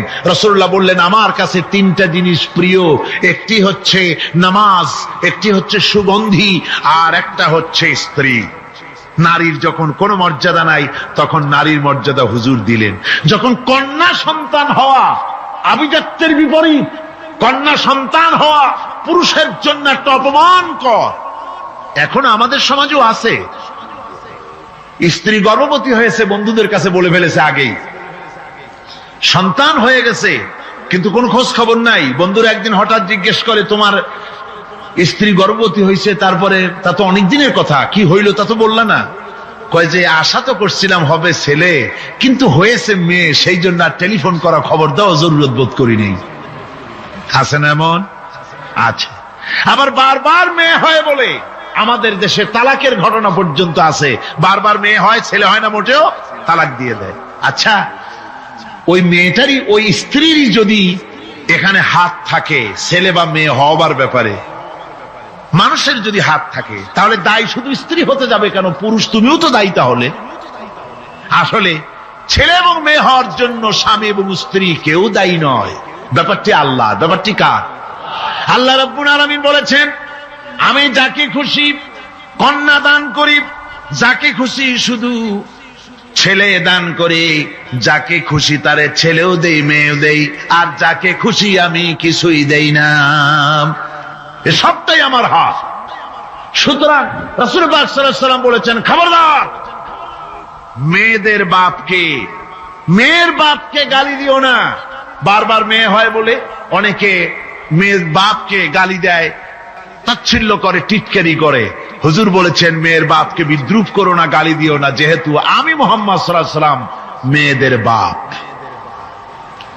রাসূল পাক সাল্লাল্লাহু আলাইহি ওয়াসাল্লাম বলেছেন, যে ঘরে একটা কন্যা সন্তান জন্মগ্রহণ করে, যে ঘরের ভিতরে একটি কন্যা সন্তান জন্মগ্রহণ করে, ওই ঘরের ভিতরে আল্লাহ রাব্বুল আলামিনের রহমতের ফেরেশতা ঢুকে সালাম দেয় আর বলে, আসসালামু আলাইকুম ইয়া আহলাল বাইত, হে ঘরের মালিকেরা, তোমাদের উপরে আল্লাহর রহমত বর্ষিত হোক। রহমতের ফেরেশতারা ঘরের ভিতরে প্রবেশ করে কন্যা সন্তানটির মাথার উপরে হাত বুলায় আর বলতে থাকে, এই দুর্বল দেহ একটি দুর্বল দেহের ভেতর থেকে বেরিয়ে এসেছে। এই কন্যা সন্তানটিকে যে লালন পালন করবে, আল্লাহ রাব্বুল আলামিন তাকে শান্তিতে রাখবেন। সফর থেকে ফিরে এসে সর্বপ্রথম তিনি দেখা করতেন হযরত ফাতেমা রাদিয়াল্লাহু তাআলা আনহার সঙ্গে। একবার হযরত আলী এবং হযরত ফাতেমার মধ্যে মনোমালিন্য হলো। হুজুরের মুখটা মলিন হয়ে গেল, রাসূল পাকের মুখ মলিন হয়ে গেল। হুজুর সাল্লাল্লাহু আলাইহি ওয়াসাল্লাম ঘরের মধ্যে প্রবেশ করলেন, হযরত আলীর ঘরে। হযরত ফাতেমা এবং আলীকে এক জায়গায় বসালেন। কিছুক্ষণ পর হুজুর বেরিয়ে এলেন, হুজুরের মুখে হাসি। সাহাবায়ে কেরাম বললেন, হুজুর একটু আগে আপনার মুখ মলিন দেখেছি, এখন খুব উৎফুল্ল মনে হচ্ছে। হুজুর বলছেন, আমি তাদের মধ্যে মনোমালিন্যটা দূর করে দিয়ে এসেছি। ফাতেমা আমার কলিজার টুকরা, যে ফাতেমাকে ব্যথা দেয় সে আমি মুহাম্মদ সাল্লাল্লাহু আলাইহি ওয়াসাল্লামকে ব্যথা দেয়। রাসূল পাক সাল্লাল্লাহু আলাইহি ওয়াসাল্লাম কন্যাদেরকে এভাবে মর্যাদার কথা বলেছেন।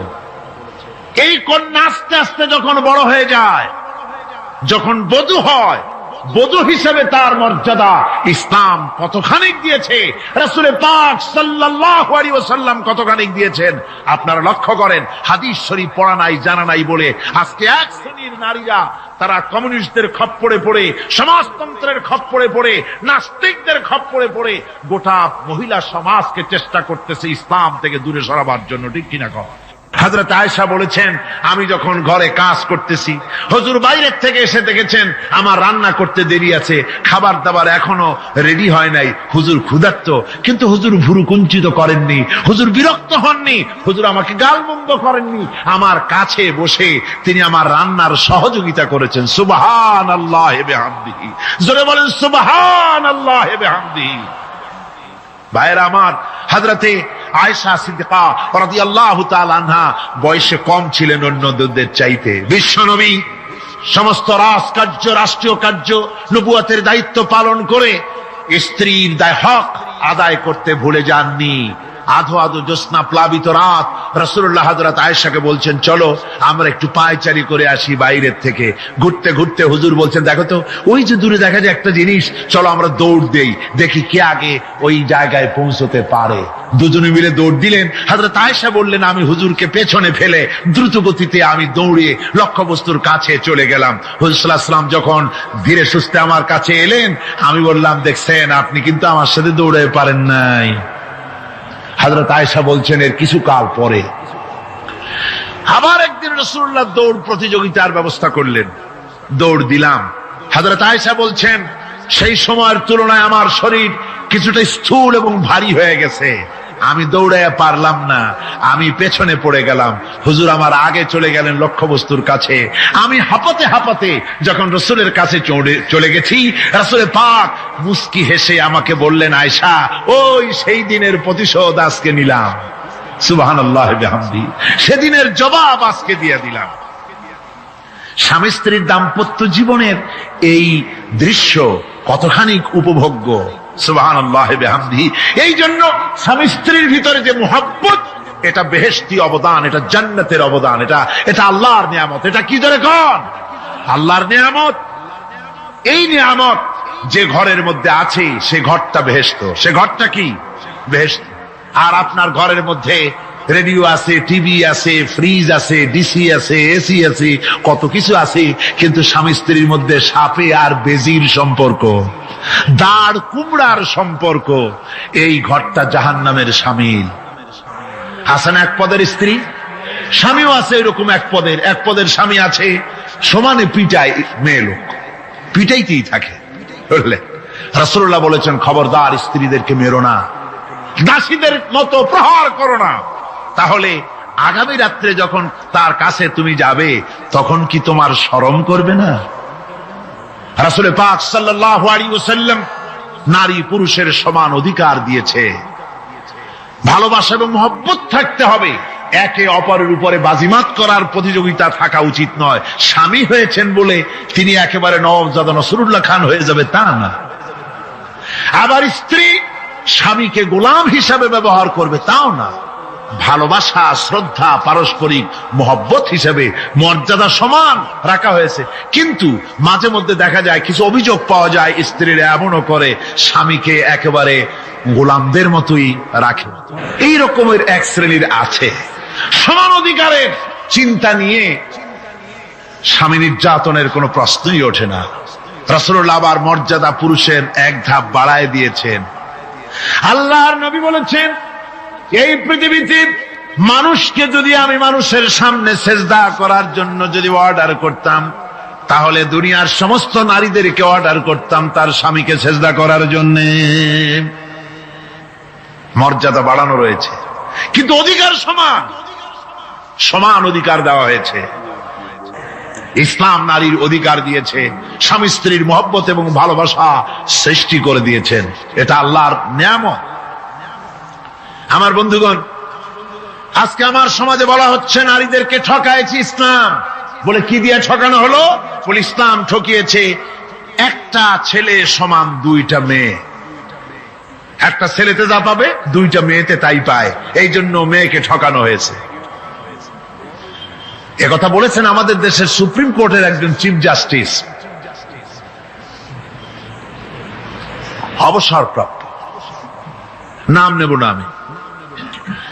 তো আমরা এটা শোনার পরে বললাম যে বাংলাদেশ পৃথিবীর দ্বিতীয় বৃহত্তম মুসলিম দেশ, এই দেশের সুপ্রিম কোর্টের চিফ জাস্টিস হয়ে কোরআন সম্পর্কে জ্ঞান এত নগণ্য, এত কম, এত পুর।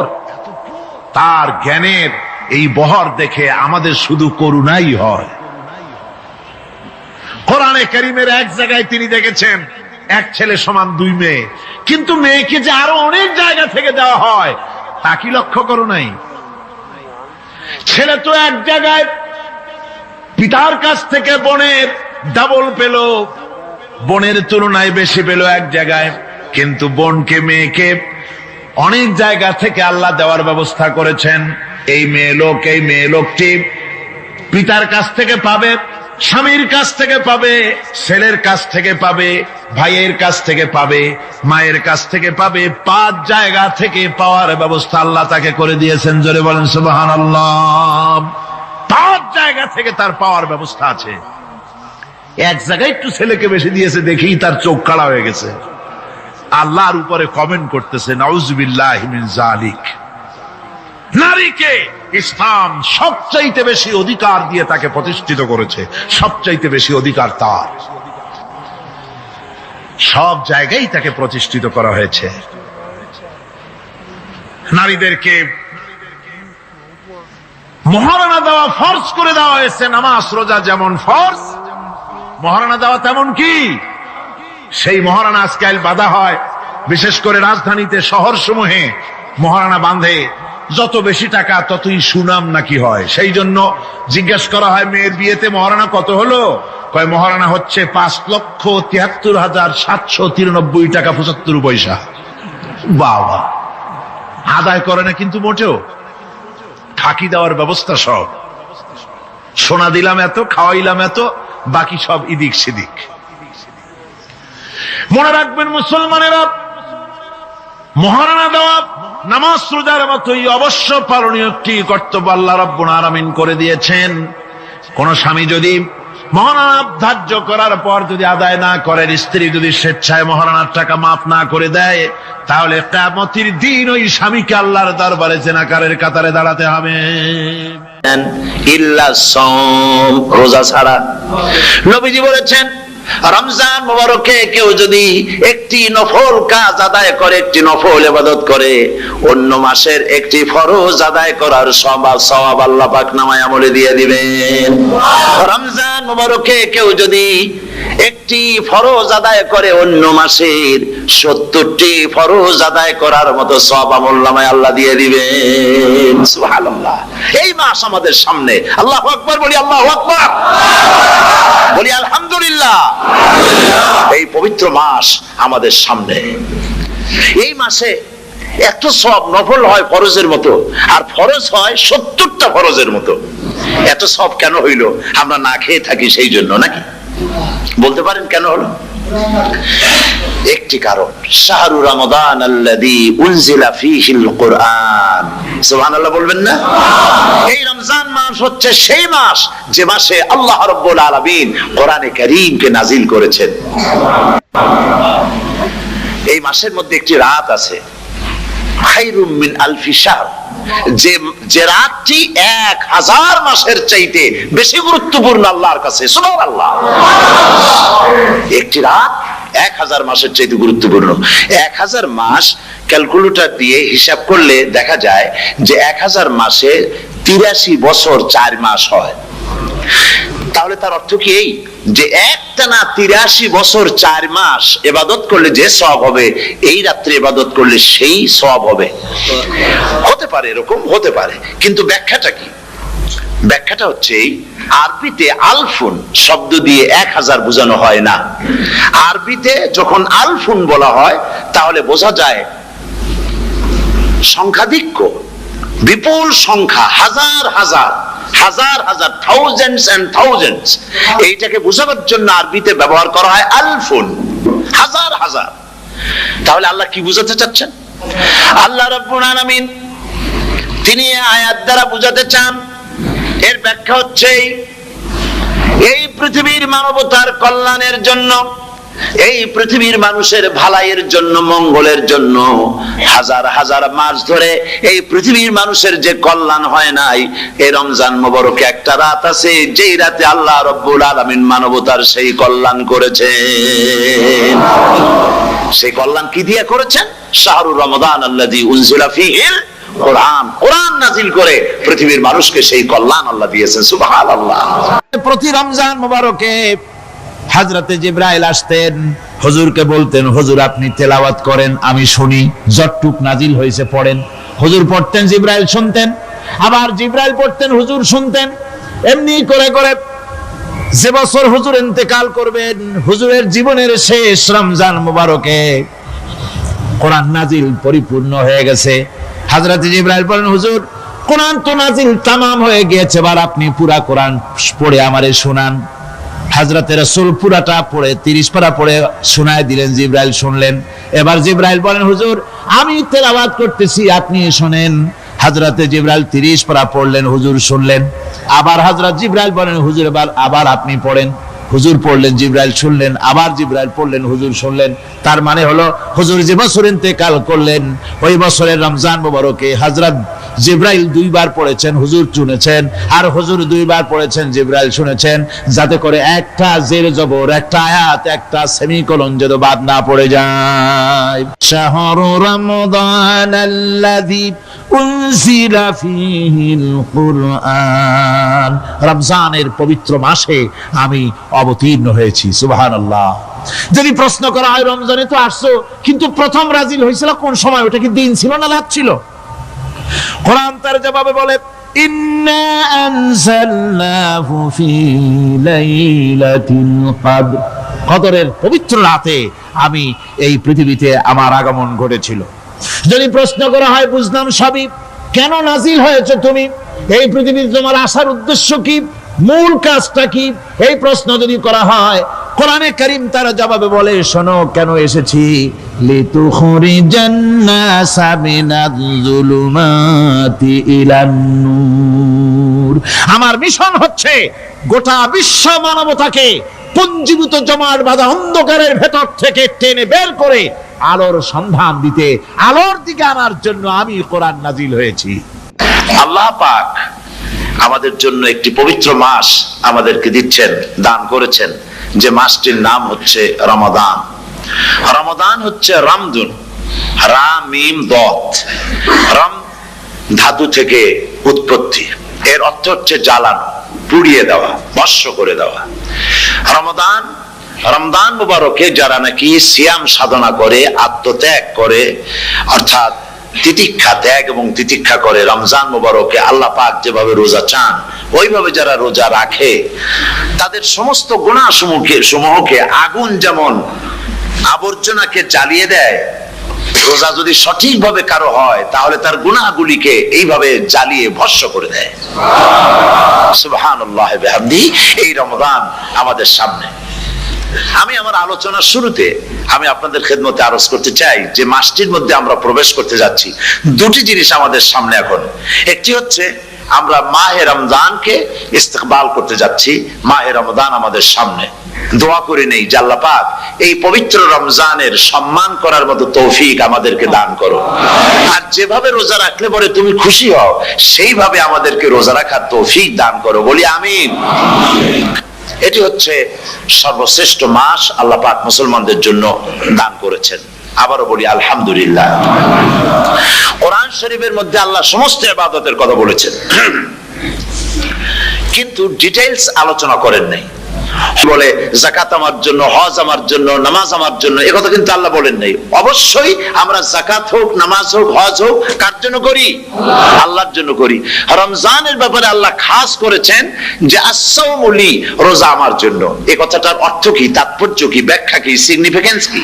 এর সিগনিফিকেন্স হচ্ছে এই যে প্রত্যেকটা ইবাদতের দুটি ধরন আছে। কয়টা ধরন বলুন তো? দুটি ধরন। একটি ধরন হচ্ছে বাহ্যিক, আর একটা হচ্ছে আভ্যন্তরীণ।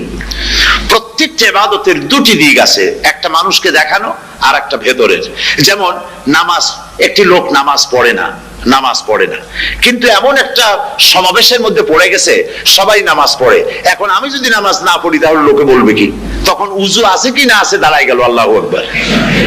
তাহলে দেখা গেল নামাজ আল্লাহর জন্য পড়ে, আবার মানুষের জন্য দেখাবার জন্য করে।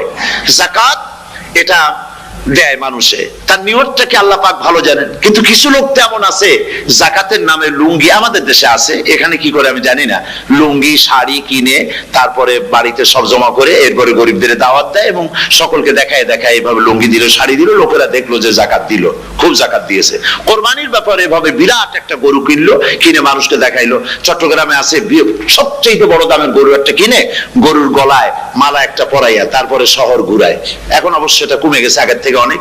মানুষ দেখুক যে অমুকে এই গরুটা কোরবানি করেছে। এটা কি কোরবানির জন্য হলো না মানুষকে দেখাবার জন্য হলো?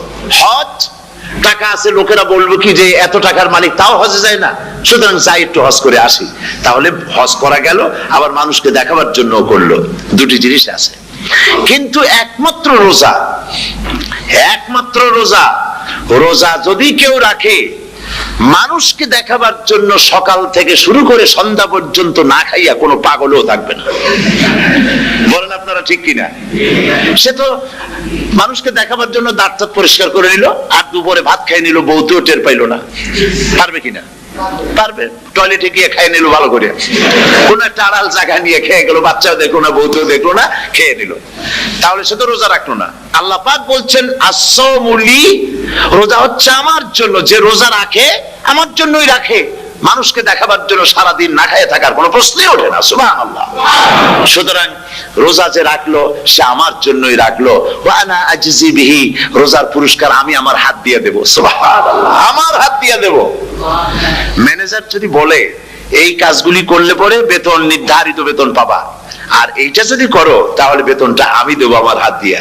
তাহলে এমপ্লয় যারা, তারা বুঝতেই পারবে যে মালিক যখন নিজেই দেবে তাহলে ম্যানেজারের মতো দেবে না, মালিক মালিকের মতোই বড় করে দেবে। তা আল্লাহ পাক ফেরেশতাদের কাছে এটা রাখেন নাই, সব নাকি তোমরা লেখো গিয়া, আর রোজার সওয়াব আমার হাত দিয়ে আমি দেব। সুবহানাল্লাহ। এরপরে আল্লাহ পাক বলছেন, অন্য রিওয়ায়েতে এসেছে রোজা আমার জন্য, আর রোজাদারের পুরস্কার আর কিচ্ছু না, রোজাদারের পুরস্কার আমি আল্লাহ নিজেই পুরস্কার হয়ে যাব। সুবহানাল্লাহ। হাদিস শরীফে এসেছে রোজা রাখলে পরে ক্ষুধার কারণে, খালি পেটে থাকার কারণে টক্সিন জাতীয় এক প্রকারের গ্যাস তৈরি হয় পেটের ভেতরে, স্টমাকের মধ্যে, ফলে মুখে এক রকমের দুর্গন্ধের সৃষ্টি হয়। নবীজি বলেছেন রোজাদারের মুখের থেকে যে গন্ধ বের হয়, আল্লাহ পাকের কাছে রোজাদারের মুখের গন্ধ মিস্ক আম্বারের চাইতে বেশি পবিত্র। আপনার মুখের গন্ধটাও আল্লাহর কাছে পবিত্র। রোজাদারের জন্য, রোজাদারদের জন্য জান্নাতের একটি দরওয়াজা খাস করে রাখা হয়েছে, যার নাম রায়্যান। এই দরওয়াজা রোজাদারদের জন্য, কেবলমাত্র রোজাদারেরা সেখান থেকে প্রবেশ করবে, আর কেউ প্রবেশ করতে পারবে না। এই রোজাদারদের সম্পর্কে আল্লাহ পাক বলেছেন, হাদিস শরীফে এসেছে, বুখারী শরীফের হাদিস, রাসূল করিম সাল্লাল্লাহু আলাইহি ওয়াসাল্লাম বলেছেন, লিসাইমে ফারহাতান, ফারহাতুন ইনদা ফিতরিহি ওয়া ফারহাতুন ইনদা লিকাই রাব্বিহি। রোজাদারের জন্য দুইটা খুশি। কয়টা খুশি বলুন তো? কে বলছেন? আল্লাহ রাসূল বলছেন রোজাদারের জন্য দুইটা খুশি। লিসাইমে ফারহাতান, দুটি খুশি। ফারহাতুন ইনদা ফিতরিহি, একটা খুশি হচ্ছে ইফতারের সময়। এই ফিতরিহিতে, এই ফিতরিহি দুটি কথা, এই একটি কথার দুটি ব্যাখ্যা হয়। একটা হচ্ছে ইফতারের সময়, ইফতারের কথা বলা হয়েছে, আর ঈদের কথাও এর মধ্যে বলা হয়েছে। ইফতারের সময় হলে একটা খুশি, আর একটা খুশি হচ্ছে ইনদা লিকাই রাব্বিহি, যখন রোজাদারের সঙ্গে আল্লাহ পাক দেখা করবেন তখন হবে আরেকটা খুশি। তার মানে হচ্ছে রোজাদারদের সঙ্গে স্পেশাল আল্লাহ রাব্বুল আলামিন সাক্ষাৎকারের ব্যবস্থা করবেন। সুবহানাল্লাহ। তাহলে দুটি জিনিস হলো, একটা হলো ইফতারের জন্য দুটা, রোজাদারের জন্য দুটা খুশি, একটা হলো ইফতারের সময়, আর একটা হচ্ছে আল্লাহর সঙ্গে যখন দেখা করবে। তো ইফতারের যে খুশিটা, এই খুশি রোজাদার ছাড়া কেউ বুঝবে না। ইফতার সারাদিন রোজা রাখার পর সামনে পেঁয়াজি, বেগুনি, সালাদ, তরমুজ, মিষ্টি, তারপরে আম্বালা সুইট মিটের নানান রকমের মিষ্টি, এরপরে মুড়ি, কত কিছু সব সামনে নিয়ে বসে আছে। দেখছেন অবস্থা? সমস্ত কিছু সামনে বসা, ঘড়ির দিকে তাকানো। আপনি যদি 5 মিনিট আগে খান, ফেরেশতা এসে মুখের উপর থাপ্পড় মারবে, বেটা খাইলি কেন? বলবে কেউ? বলবে না। কোন ফেরেশতা লাঠি নিয়ে দাঁড়ায় আছে? দাঁড়ায় নাই, কিন্তু আপনি খাচ্ছেন না কেন?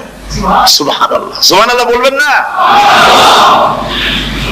অন্তত 1500 বছর আগে আল্লাহ রাব্বুল আলামিন নির্দেশ করে রেখেছেন, সূর্য সাদা হওয়া থেকে, পূর্ব দিগন্ত সাদা হওয়া থেকে শুরু করে পশ্চিম দিগন্তে যখন কালো হয়ে কালো রেখা দেখা দেবে, যখন মাগরিব হয়ে যাবে, সূর্যাস্ত যাবে, ততক্ষণ পানাহার আর স্ত্রী সম্ভোগ থেকে বিরত থাকো।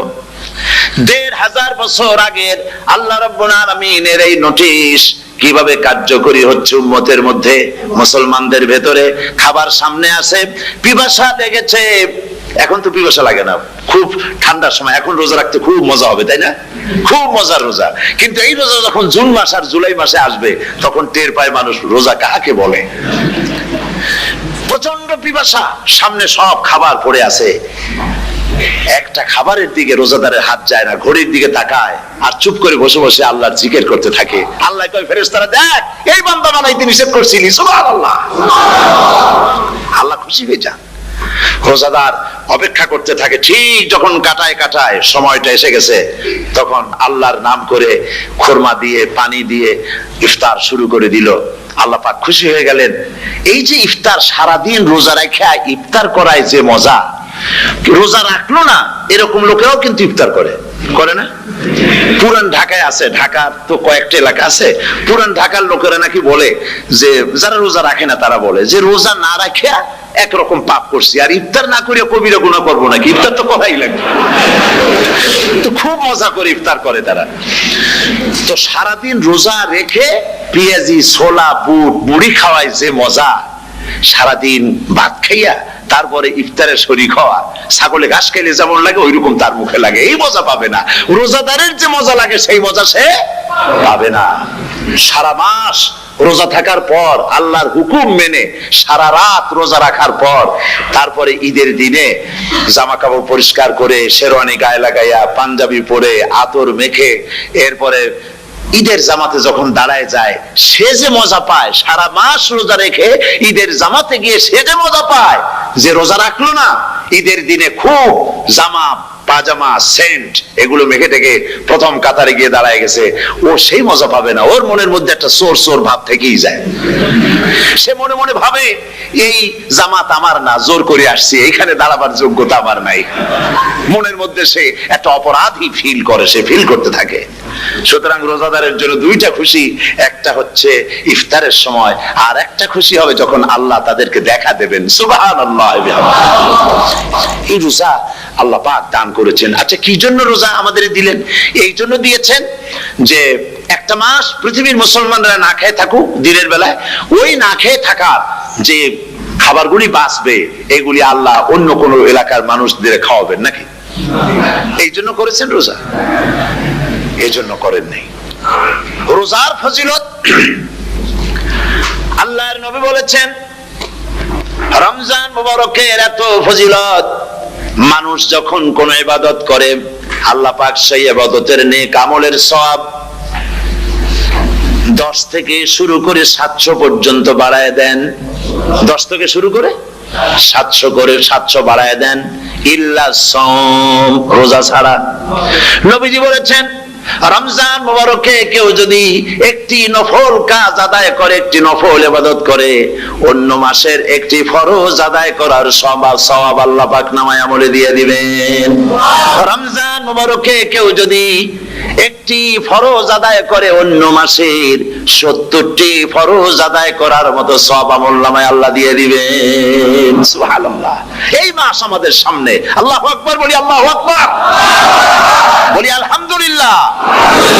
এই পবিত্র মাস আমাদের সামনে, এই মাসে এত সওয়াব, নফল হয় ফরজের মতো, আর ফরজ হয় 70টা ফরজের মতো। এত সওয়াব কেন হইল? আমরা না খেয়ে থাকি সেই জন্য নাকি?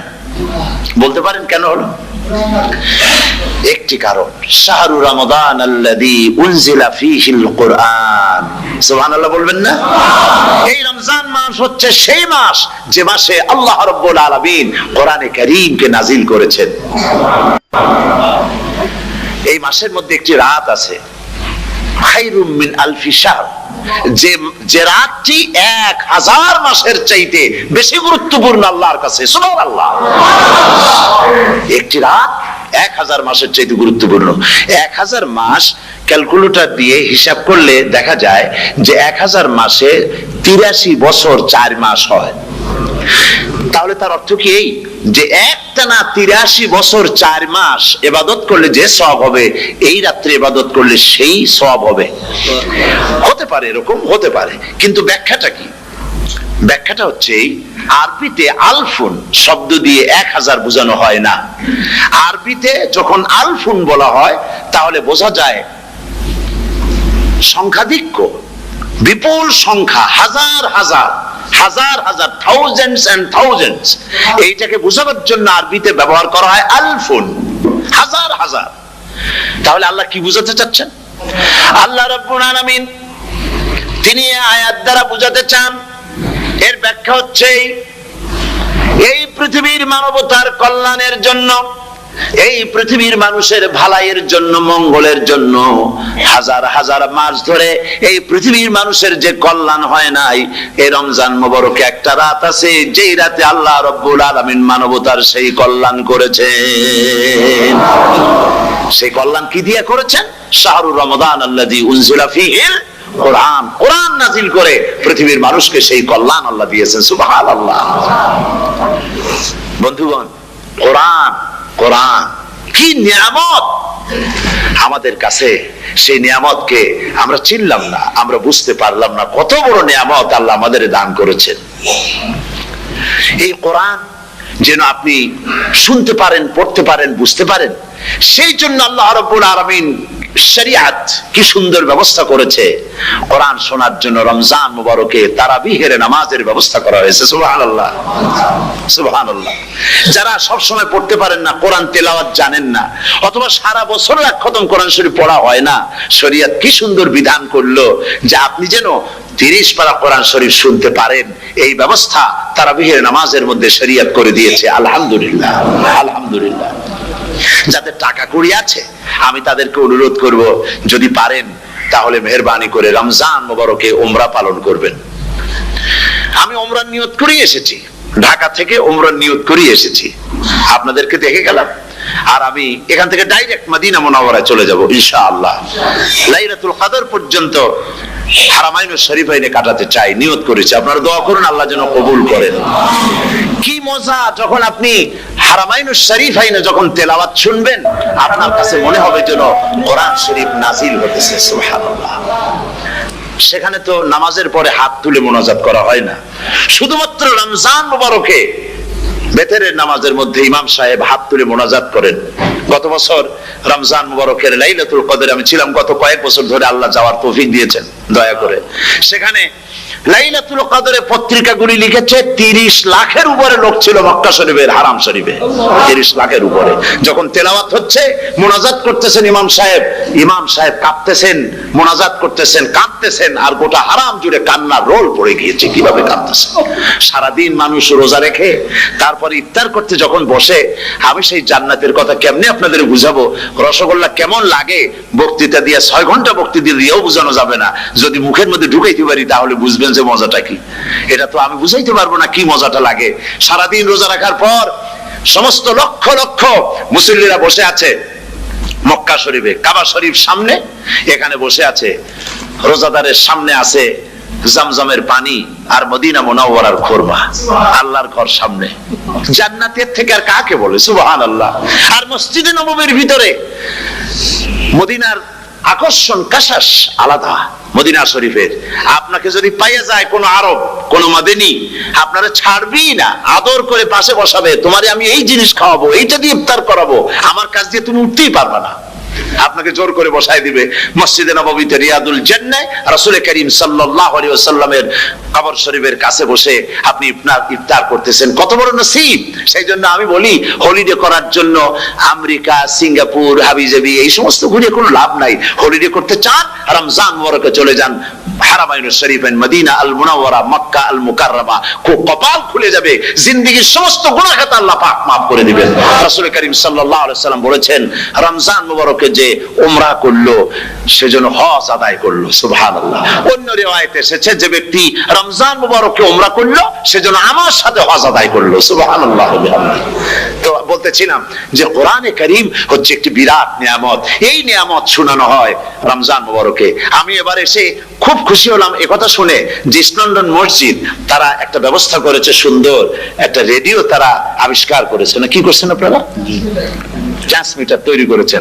ওনারা ওখানে রেডিও বিক্রি করেন, আপনারা বহুটা খরচ করেছেন, তারা হাজার হাজার পাউন্ড খরচ করে টাওয়ার বানিয়েছেন এবং একটা ফ্রিকোয়েন্সি তারা নিজেরা নিয়েছেন, আর রেডিওগুলি 125 পাউন্ড করে ওনারা দিচ্ছেন খরচ হিসেবে।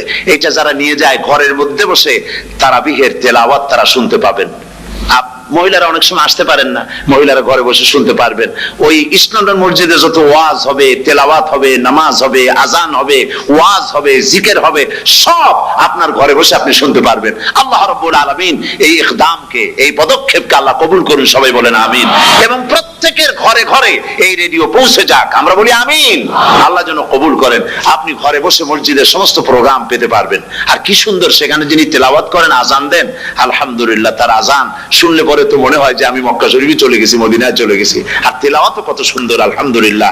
আল্লাহ তার প্রতি রহম করুন, আমরা বলি আমিন। সুতরাং বলতেছিলাম যে এই পবিত্র রমজানুল মুবারক, এটি কি, জিনিসটা কি, জিনিসটা বোঝাবার জন্য আমি বলি, যেমন এই ঘড়িটা এটা কেনার পর 2-1 বছর পর এটা ফাস্ট হয় অথবা কি হয়, স্লো হয়ে যায়। তখন এটাকে সারার জন্য আমরা হসপিটালে দেই। হসপিটাল মানে লন্ডন হসপিটাল না, ঘড়িরও হসপিটাল আছে, তো ঘড়ির হসপিটালে দিলাম। ওরা এটাকে দেখে শুনে ওয়াইলিং করে টরে দিল ঠিক মতো। একবার যদি ঠিক করে দিল, আবার আমার 1-2 বছর চললো, আর কোনো ডিস্টার্ব করবে না, ঠিক কিনা? আপনার গাড়ির ইঞ্জিন যদি কোনো রকমের অসুবিধা করে, তাহলে গাড়ির ইঞ্জিনকে ওভারহোলিং করতে হয়, ইঞ্জিন ডাউন দিতে হয়। একবার যদি ইঞ্জিন ডাউন দিলেন, ওভারহোলিং করলেন, তাহলে আপনার এই গাড়ি 5-6 বছরের জন্য আর হাত দিতে হবে না। এই কথাগুলি বুঝতে পারছেন কিনা? সারা জীবন, সারা মাস অন্যায় করার পরে, গুনাহ করার পরে মানুষের অন্তঃকরণে কালিমা লেগে যায়। আল্লাহ রাব্বুল আলামিন রমজান মুবারকের একটা ব্যবস্থা করেছেন, ইঞ্জিন ওভারহোলিং এর মতো, ইঞ্জিন ডাউন দেওয়ার মতো। আপনার কালকে, আপনার আত্মাকে, আপনার বিবেককে, আমার বিবেককে পরিষ্কার করার জন্য রমজান মাস করে দিয়েছেন। রমজান মুবারকের একটি মাসের কোর্স যদি কমপ্লিট করা যায়, তাকওয়া দিয়া যদি ভরে দেওয়া যায়, তাহলে বাকি 11 মাস আরামসে চলবে, কোনো অসুবিধা হবে না। নবীজি বলেছেন, রমজান মুবারকের মাস আসার সঙ্গে সঙ্গে আল্লাহ রাব্বুল আলামিন তিনি জান্নাতের সমস্ত দরজাগুলি খুলে দেন, আর জাহান্নামের সব দরজাগুলি আল্লাহ রাব্বুল আলামিন বন্ধ করে দেন। সুবহানাল্লাহ। আর শয়তানকে শৃঙ্খল দিয়ে বেঁধে ফেলা হয়, শিকল দিয়ে শয়তানকে বাঁধা হয়ে যায়। এই হাদিসটা যখনই শোনাই বিভিন্ন জায়গায়, লোকেরা বিভিন্ন জায়গায় প্রশ্ন করে, হুজুর কোন তো যে শয়তানরে বাঁধতে হয়, কিন্তু রমজান মাস হতো লোকেরা মদ খায়, মিথ্যা কথা কয়, তাহলে শয়তান বাঁধা থাকবো কেমনে? আমি বলি, দেখেন, এরও ব্যাখ্যা আছে। এর ব্যাখ্যা হলো এই, কোন কোন ঘড়ি আছে একবার চাবি দিলে 6 মাস চলে, আর একবার চাবি দিলে 2 বছর চলে, আবার চাবি দিলে লাইফ চলে যায়। এরকমের ঘড়িও আছে। কোন কোন মানুষের শয়তানে এমন চাবি দিছে যে চাবিতে 6 মাস চলে, কোনটায় 10 মাস চলে, কোনটায় বছর চলে। রোজার মাসেও যারা গুনাহ করে, শয়তানে এমন চাবি দিছে যে রোজার মাসেও বন্ধ হচ্ছে না। এরা শয়তানের খপ্পরে পড়ে গেছে। আল্লাহ এই চাবি থেকে মুসলমানদেরকে হেফাজত করুন, বলি আমিন। জোরে বলেন আমিন। শয়তান থেকে পানাহ কেউ দিতে পারে না, কোন গভর্নমেন্ট পারবে না। ব্রিটিশ গভর্নমেন্ট পারবে নাকি? American government? কেউ পারবে না। শয়তান থেকে পানাহ দিতে পারে কেবলমাত্র কে? ওই আল্লাহ রাব্বুল আলামিন আমাদেরকে শিখায় দিয়েছেন, শয়তানের ওয়াসওয়াসা থেকে আমার কাছে পানাহ চাও। আউযু বিল্লাহি মিনাশ শাইতানির রাজিম। বিতাড়িত মরদুদ শয়তানের ওয়াসওয়াসা থেকে পানাহ চাই, আল্লাহর কাছে পানাহ চাও। আল্লাহ পাক বলেন, আমি পানাহ দিতে পারি শয়তানের ওয়াসওয়াসা থেকে। শয়তান থেকে আশ্রয় একমাত্র সিকিউরড, নিরাপত্তা পেয়েছেন আল্লাহর পয়গম্বরেরা। সুবহানাল্লাহ। আম্বিয়া আলাইহিমুস সালাম, তারা আল্লাহ কর্তৃক নিয়ন্ত্রিত। শয়তানের ক্ষমতা নাই পয়গম্বরদের কাছে যাওয়া। চতুর সীমানার ভেতরে শয়তান প্রবেশ করে কোন নবীকে ওয়াসওয়াসা দিতে পারবে না, বলি সুবহানাল্লাহ। এই জন্য শয়তান থেকে বেঁচে যাওয়া, শয়তানের ওয়াসওয়াসা থেকে বাঁচা খুবই কঠিন। সেই জন্য আল্লাহ পাক বলছে, শয়তানকে বেঁধে রাখা হয়, জান্নাতের সমস্ত দরজা খোলা, জাহান্নামের সমস্ত দরজা বন্ধ হয়ে যায়। এই নিয়ামতের মাস আমাদের সামনে। প্রত্যেকটি যখন কোন ওয়ার্কশপ হয়, তো ওয়ার্কশপের জন্য এক একটা কি বলে সিলেবাস থাকে। রমজান মুবারক একটা ওয়ার্কশপ। এই ওয়ার্কশপের মধ্যে একটা সিলেবাস আছে, সেই সিলেবাসের নাম হচ্ছে কোরআন। কোরআন, কোরআন। কোরআন নাজিলের মাসে আমরা কি কোরআন তেলাওয়াত করি? বলেন। রোজা হচ্ছে, হাদিস শরীফের মধ্যে বলা হয়েছে, আস-সাওমু জুন্নাহ। রোজা হচ্ছে ঢাল। রোজা কি কন্ত? ঢাল। বোঝেন তো ঢাল কি? প্রোটেক্টর। আপনি জিহাদের ময়দানে, যুদ্ধের ময়দানে নিরাপত্তার জন্য, বাইরের থেকে আক্রমণকে ফিরাবার জন্য কি ব্যবহার করেন? ঢাল ব্যবহার করেন। রোজা হচ্ছে ঢাল। শয়তানের সমস্ত আক্রমণ থেকে বাঁচার জন্য রোজা হচ্ছে ঢাল। রোজার দিনে কেউ যদি আপনার সাথে ঝগড়া করে, তাহলে রাসূল বলেছেন, তুমি বলো, তুমি ঝগড়ায় প্রবৃত্ত হবে না। তোমার সাথে যদি কেউ ঝগড়া করে, তুমি বলবে, ইন্নী সাইম, আমি রোজাদার। আমি তোমার মতো ঝগড়া করতে আমিও পারি, আমি তোমার মতো গালাগালি দিতে পারি, কিন্তু আমি দেব না, ঝগড়াও করব না, গালিও দেব না, মারামারিও করব না, কারণ আমি রোজাদার। সুবহানাল্লাহ। রোজা আপনাকে গুনাহ থেকে বাঁচায় দেবে। দেখেন রোজা কিভাবে গুনাহ থেকে বাঁচায়। মিথ্যেবাদী, মিথ্যেবাদী সারাক্ষণ মিথ্যে কথা বলে, কিন্তু রোজার মাস আসছে, এখন মিথ্যাবাদী যারা, তাদের তাদের ঘনিষ্ঠ লোকদের কাছে শুনেছি যে তারা বলে, যদি কোনো লোক দিনের বেলা এসে যায় আর এমন কথা, যে কথা বলতে গেলে মিথ্যা বলা ছাড়া উপায় নাই তার জন্য, সে তখন বলে, ভাই তুমি তো অসময় আসছো, এখন আমি খুব ব্যস্ত, আই এম ভেরি বিজি, তুমি রাত্রে আসো। কথা বুঝতে পেরেছেন? তো রোজা হচ্ছে কি, রোজাটা কি বলে, ঢাল। কোন মেয়ে লোকের দিকে চোখ পড়লো, আহা আমি তো রোজাদার, চোখকে সাথে সাথে নিচে নামায় ফেললো। গানের আওয়াজ আসলো, আমি তো রোজাদার, সে গানটা শুনলো না। কাজী সমস্ত গুনাহ থেকে বাঁচার জন্য রোজা একটা বিরাট হাতিয়ার। সুবহানাল্লাহ। এই মাসে আল্লাহ রাব্বুল আলামিন এই মাসটা, এই রোজাটা কেন দিয়েছেন? লাআল্লাকুম তাত্তাকুন, ইয়া আইয়ুহাল্লাযীনা আমানু কুতিবা আলাইকুমুস সিয়ামু কামা কুতিবা আলাল্লাযীনা মিন ক্বাবলিকুম লাআল্লাকুম তাত্তাকুন। হে বিশ্বাসীরা, তোমরা যারা ঈমান এনেছো, শোনো, আমি রোজাকে তোমাদের জন্য ফার্জ করেছি, যেমন করে ফার্জ করেছিলাম তোমাদের পূর্বপুরুষদের উপরে। রোজা শুধু আমাদের উপরে ফরজ হয়েছে তা না, আমাদের আগে রব্বুল আলামিনের চোখকে ফাঁকি দেওয়া যাবে না। আমার পক্ষে সম্ভব নয়, আমি দুধে পানি মিশাতে পারবো না। হযরত ওমর রাদিয়াল্লাহু তাআলা চলে গেলেন, গিয়ে তার ছেলেকে ডেকে বললেন, ছেলে আমি তো এখন বুড়া হয়ে গেছি, আমি এখন বুড়া হয়ে গেছি, আমার বিয়ের বয়স নাই, আমি একটা মেয়ের খোঁজ নিয়ে আসছি, যদি আমার বয়স থাকতো এই মেয়েটার আমি বিয়ে করতাম। সুবহানাল্লাহ, সুবহানাল্লাহ। এই মেয়েটা তুমি খোঁজ নাও, যদি বিয়ে না হয়ে থাকে তুমি প্রস্তাব দাও বিবাহের।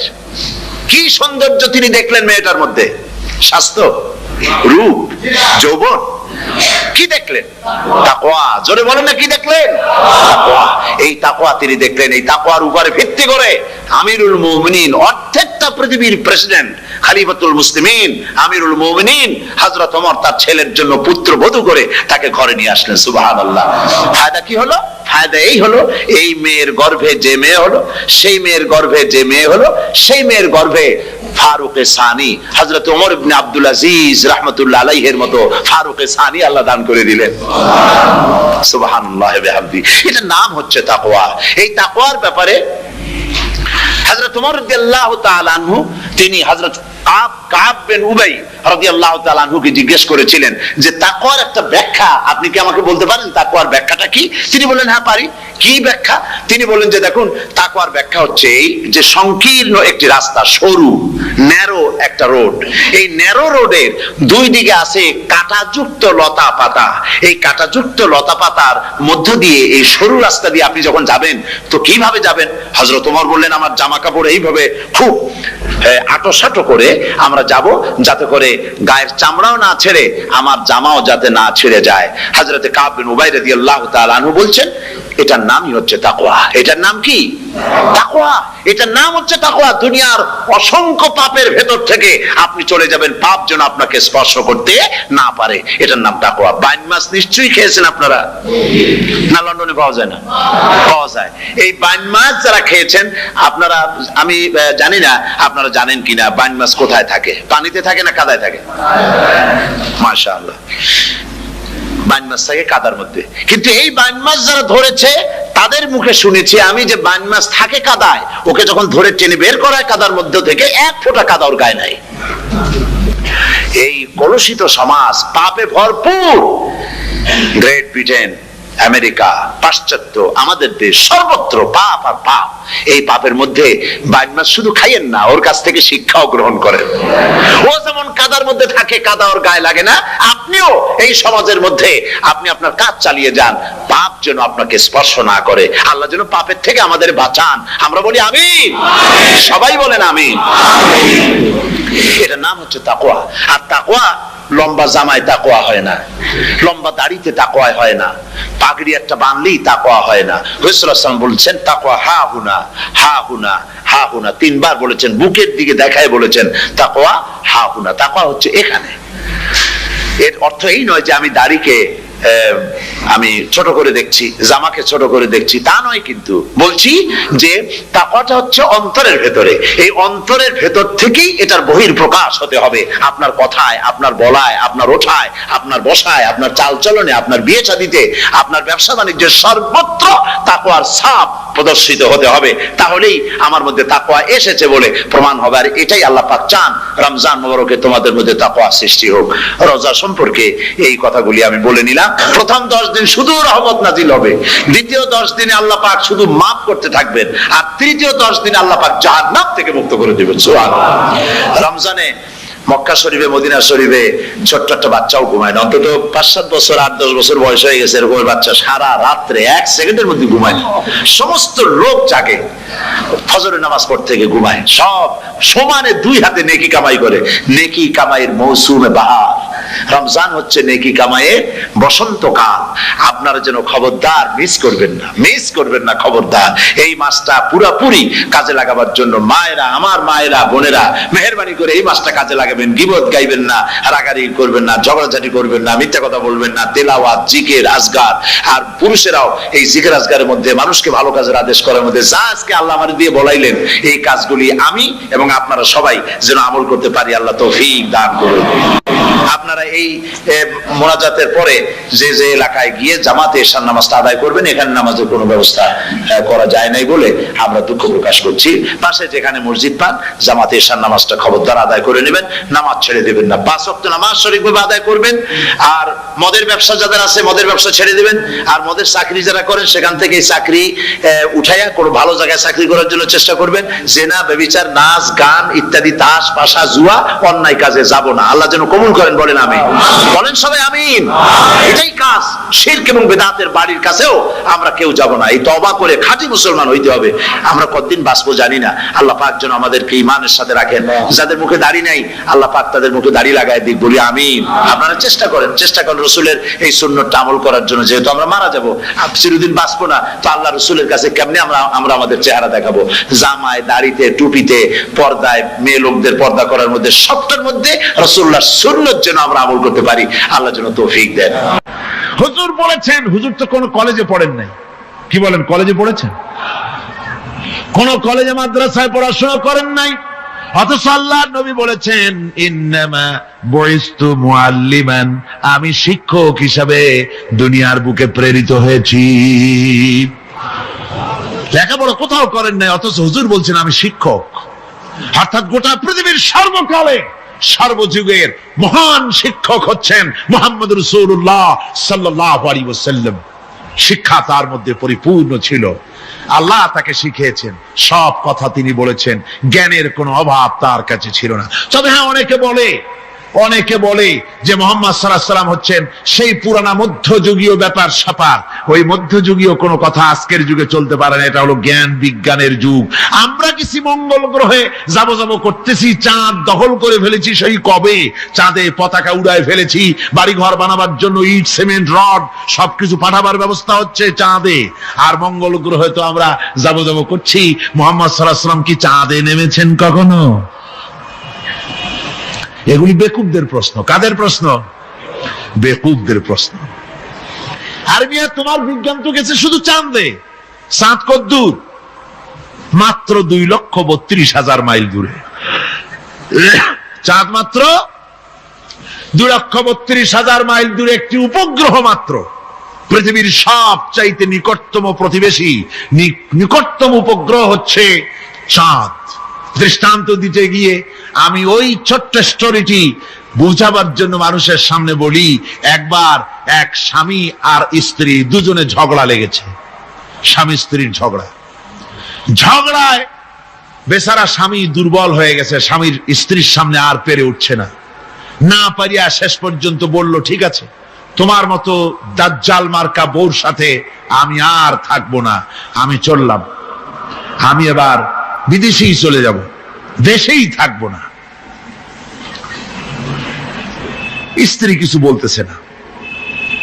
স্বামী দেখে যে সন্ধ্যা পর্যন্ত স্ত্রী তাকে সাধেও না, মহা সমস্যা। বলেও বেচারা মুসিবতে পড়েছে, প্রেস্টিজ কনসার্ন হয়েছে, ইজ্জতের ব্যাপার। শেষ পর্যন্ত জায়নামাজ, বালিশ টালিশ পেছাইয়া বিদেশের উদ্দেশ্যে নিজেকে তৈরি করে বারান্দায় নেমে বলল যে মাগরিবের রক্ত যখন হয়েই গেল, মাগরিবটা পড়ে নেই। মাগরিব পড়েছে, দোয়া তাসবিহ ইত্যাদি পড়ছে, দেখেনি স্ত্রীর পক্ষ থেকে কোনো কি দাওয়াত আসে যে আপনার যাইয়া কাম নাই। তো স্ত্রী বেচারিও বুঝে ফেলেছে তার স্বামীর দৌরত্ব কত দূর। সেই জন্য সেও আর কিছু ক্ষয় হয় না। এশা রক্ত যখন হয়ে গেছে তখন বিড়বিড় করে স্বামী বেচারা বলছে, মানুষ নাকাউয়ার জাত, সন্ধ্যার আগে ছিলাম কোথায় আর এখন আসলাম কোথায়। বউ ঘরে বসে কয় যে বুঝছি, আর যাওয়া লাগবে না বিদেশে। ঘরের থেকে বারান্দায় নামি তুমি বলো মানুষ না কাউয়ের জাত, সন্ধ্যায় ছিলা কোথায় এখন নামছো কোথায়। তোমার আর বিদেশে যায় কাম নাই, তুমি ঘরে এসে মশারির মধ্যে ঢোকো। বুঝলেন?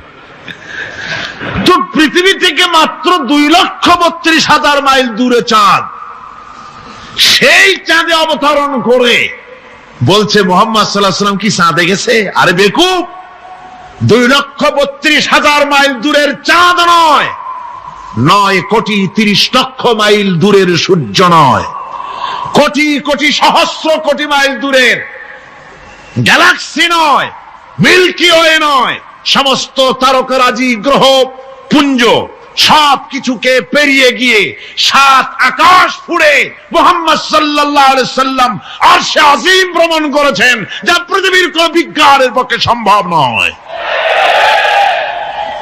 সুতরাং মুহাম্মদ সাল্লাল্লাহু আলাইহি সাল্লাম সর্বকালের সর্বযুগের সব ব্যাপারে শ্রেষ্ঠ মহান ব্যক্তিত্ব। এরপরে আল্লাহ রাব্বুল আলামিন বলছেন, وَخَلَقْنَاكُمْ أَزْوَاجًا, আমি তোমাদের নারী এবং পুরুষের জোড়া পয়দা করেছি। অর্থাৎ এই পৃথিবীতে আল্লাহ রাব্বুল আলামিন মানুষের একটি সেক্স পয়দা করেন নাই, দুটি প্রকার করেছেন, একটি হচ্ছে নারী আর একটি পুরুষ। এই নারী আর পুরুষ আল্লাহ পাকের এটি একটি বিরাট কুদরত। এই নারী এবং পুরুষ সৃষ্টি করে পরস্পরের প্রতি আল্লাহ আকর্ষণ সৃষ্টি করেছেন। দুজনের একের প্রতি অপরের আকর্ষণ আল্লাহ পাক নিজেই সৃষ্টি করে দিয়েছেন। ওয়ামিন আয়াতিহি আন খালাকা লাকুম মিন আনফুসিকুম আজওয়াজান লিতাসকুনু ইলাইহা ওয়াজআলা বাইনাকুম মাওয়াদ্দাতাও ওয়া রাহমা। আমার অনেক নিদর্শনাবলীর মধ্যে এটিও একটি নিদর্শন যে আমি তোমাদের থেকে তোমাদের স্ত্রীদেরকে তোমাদের জোড়া পয়দা করেছি। আর কি করেছি, কেন করেছি? লিতাসকুনু ইলাইহা, যাতে করে তোমরা পরস্পরের কাছ থেকে শান্তি, প্রীতি, প্রেম, ভালোবাসা, মহব্বত লাভ করতে পারো। এটা আমার নিদর্শন একটি। কিরকম নিদর্শন? ভিন্ন পরিবেশে লালিতা পালিতা একটি মেয়ে ভিন্ন পরিবেশে লালিত পালিত একটি পুরুষের সঙ্গে যখন বিবাহ হয়ে যায়, আল্লাহ রাব্বুল আলামিন বলেন আমি তখন একের প্রতি অপরের মহব্বত আর ভালোবাসা আমি আল্লাহ তৈরি করে দেই। ওই মেয়েটি জানার কথা না, মেয়েটির বাড়ি হচ্ছে লংলা, শ্রীমঙ্গল, বিয়ে হয়েছে দিনাজপুর। দিনাজপুরের লোকেরা বোয়াল মাছ খায় না, কিন্তু এখানের লোকেরা বোয়াল মাছ খুব পছন্দ করে। কথা বুঝতে পেরেছে? এখানে কথাবার্তা এক রকমের, সেখানের কথাবার্তা আর এক রকমের। এই দুইটা মিলাইয়া খিতে হয়েছে তো খিতে হয়েছে। কথা বুঝতে এখন উপায়টা কি? অথচ এই দুই স্বামী স্ত্রীর মধ্যে আল্লাহ পাক কি মহব্বত পয়দা করে দেন, একজন আরেকজনের জন্য জীবন দিতে প্রস্তুত হয়ে যায়। সুবহানাল্লাহ পড়েন। আল্লাহ রাব্বুল আলামিন বলেন ওয়াজআলা বাইনাকুম মাওয়াদ্দাতান, প্রথমে তো ভালোবাসা সৃষ্টি করি, প্রেম সৃষ্টি করি। বিবাহ হওয়ার পর যে ভালোবাসা হয় বিশেষ উদ্দেশ্যকে সামনে রেখে ওই ভালোবাসা হয়। এরপরে যখন বয়স বাড়তে থাকে, যখন বার্ধক্য আসে, তখন ওই ভালোবাসাটা আর থাকে না যেটা ছিল প্রথম। সেটা আমি ওয়াজআলা বাইনাকুম মাওয়াদ্দাতান ওয়া রাহমা, মাওয়াদ্দা তখন রহমতে পরিণত হয়ে যায়। প্রথমে থাকে একটা প্রেম কেন্দ্রিক ভালোবাসা।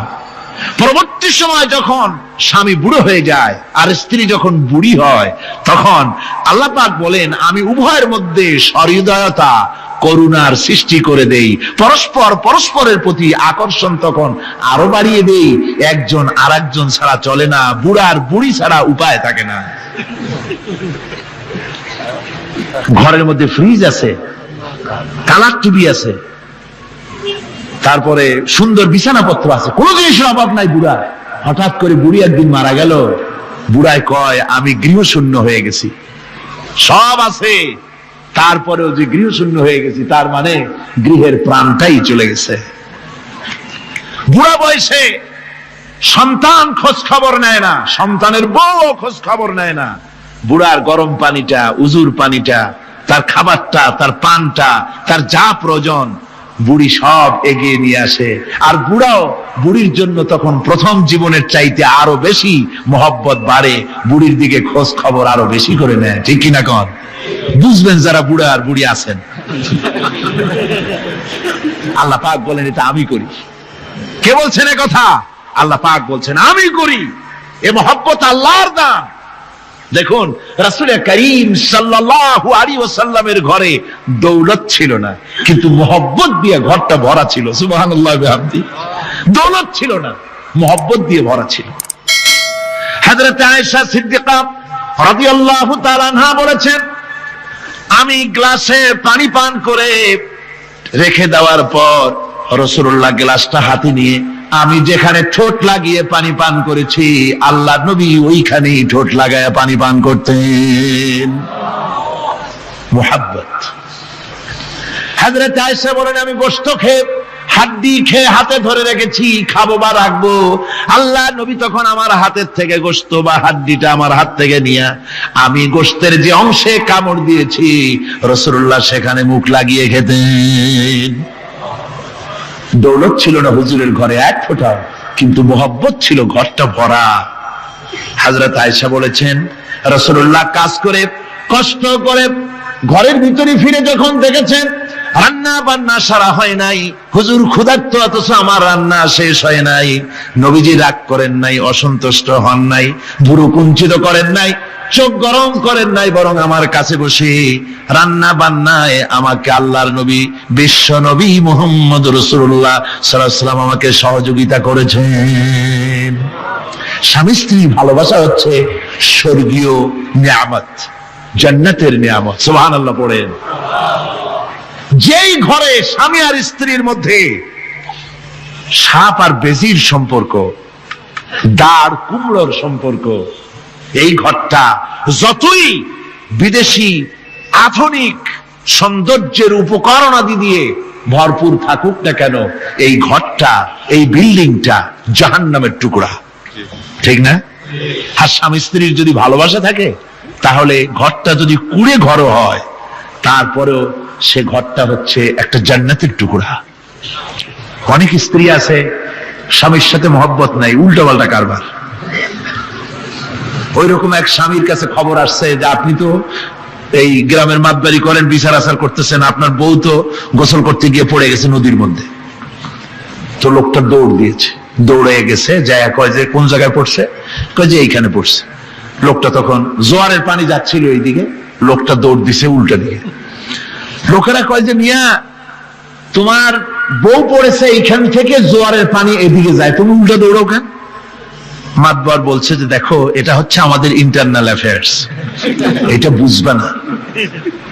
এই স্ত্রী সারাটি জীবন আমার উল্টা চলেছে। আমি যদি বলেছি 100, সে বলেছে 335। আমি যদি বলেছি এখন দিনের 12টা, সে বলেছে এখন রাত 3:35। সম্পূর্ণ উল্টা সারা জীবন যে চলেছে। সে যে নদীতে পড়ে জোয়ারে গেছে আমি তা বিশ্বাস করি না, উল্টাই গেছে। এই রকমের এক শ্রেণী আছে, স্বামী উল্টা থাকে, স্ত্রী উল্টা থাকে, এরকমও হয়। সুতরাং স্বামী এবং স্ত্রীর মধ্যে মহব্বত আর ভালোবাসা এটি মাবুদের একটি বিরাট নিয়ামত। অন্যের স্ত্রীর দিকে তাকালে কাম ভরে, খারাপ নজরে তাকালে জিনার গুনাহ হবে, হাত দিয়া ধরলে কাম ভাবে জিনার গুনাহ হবে।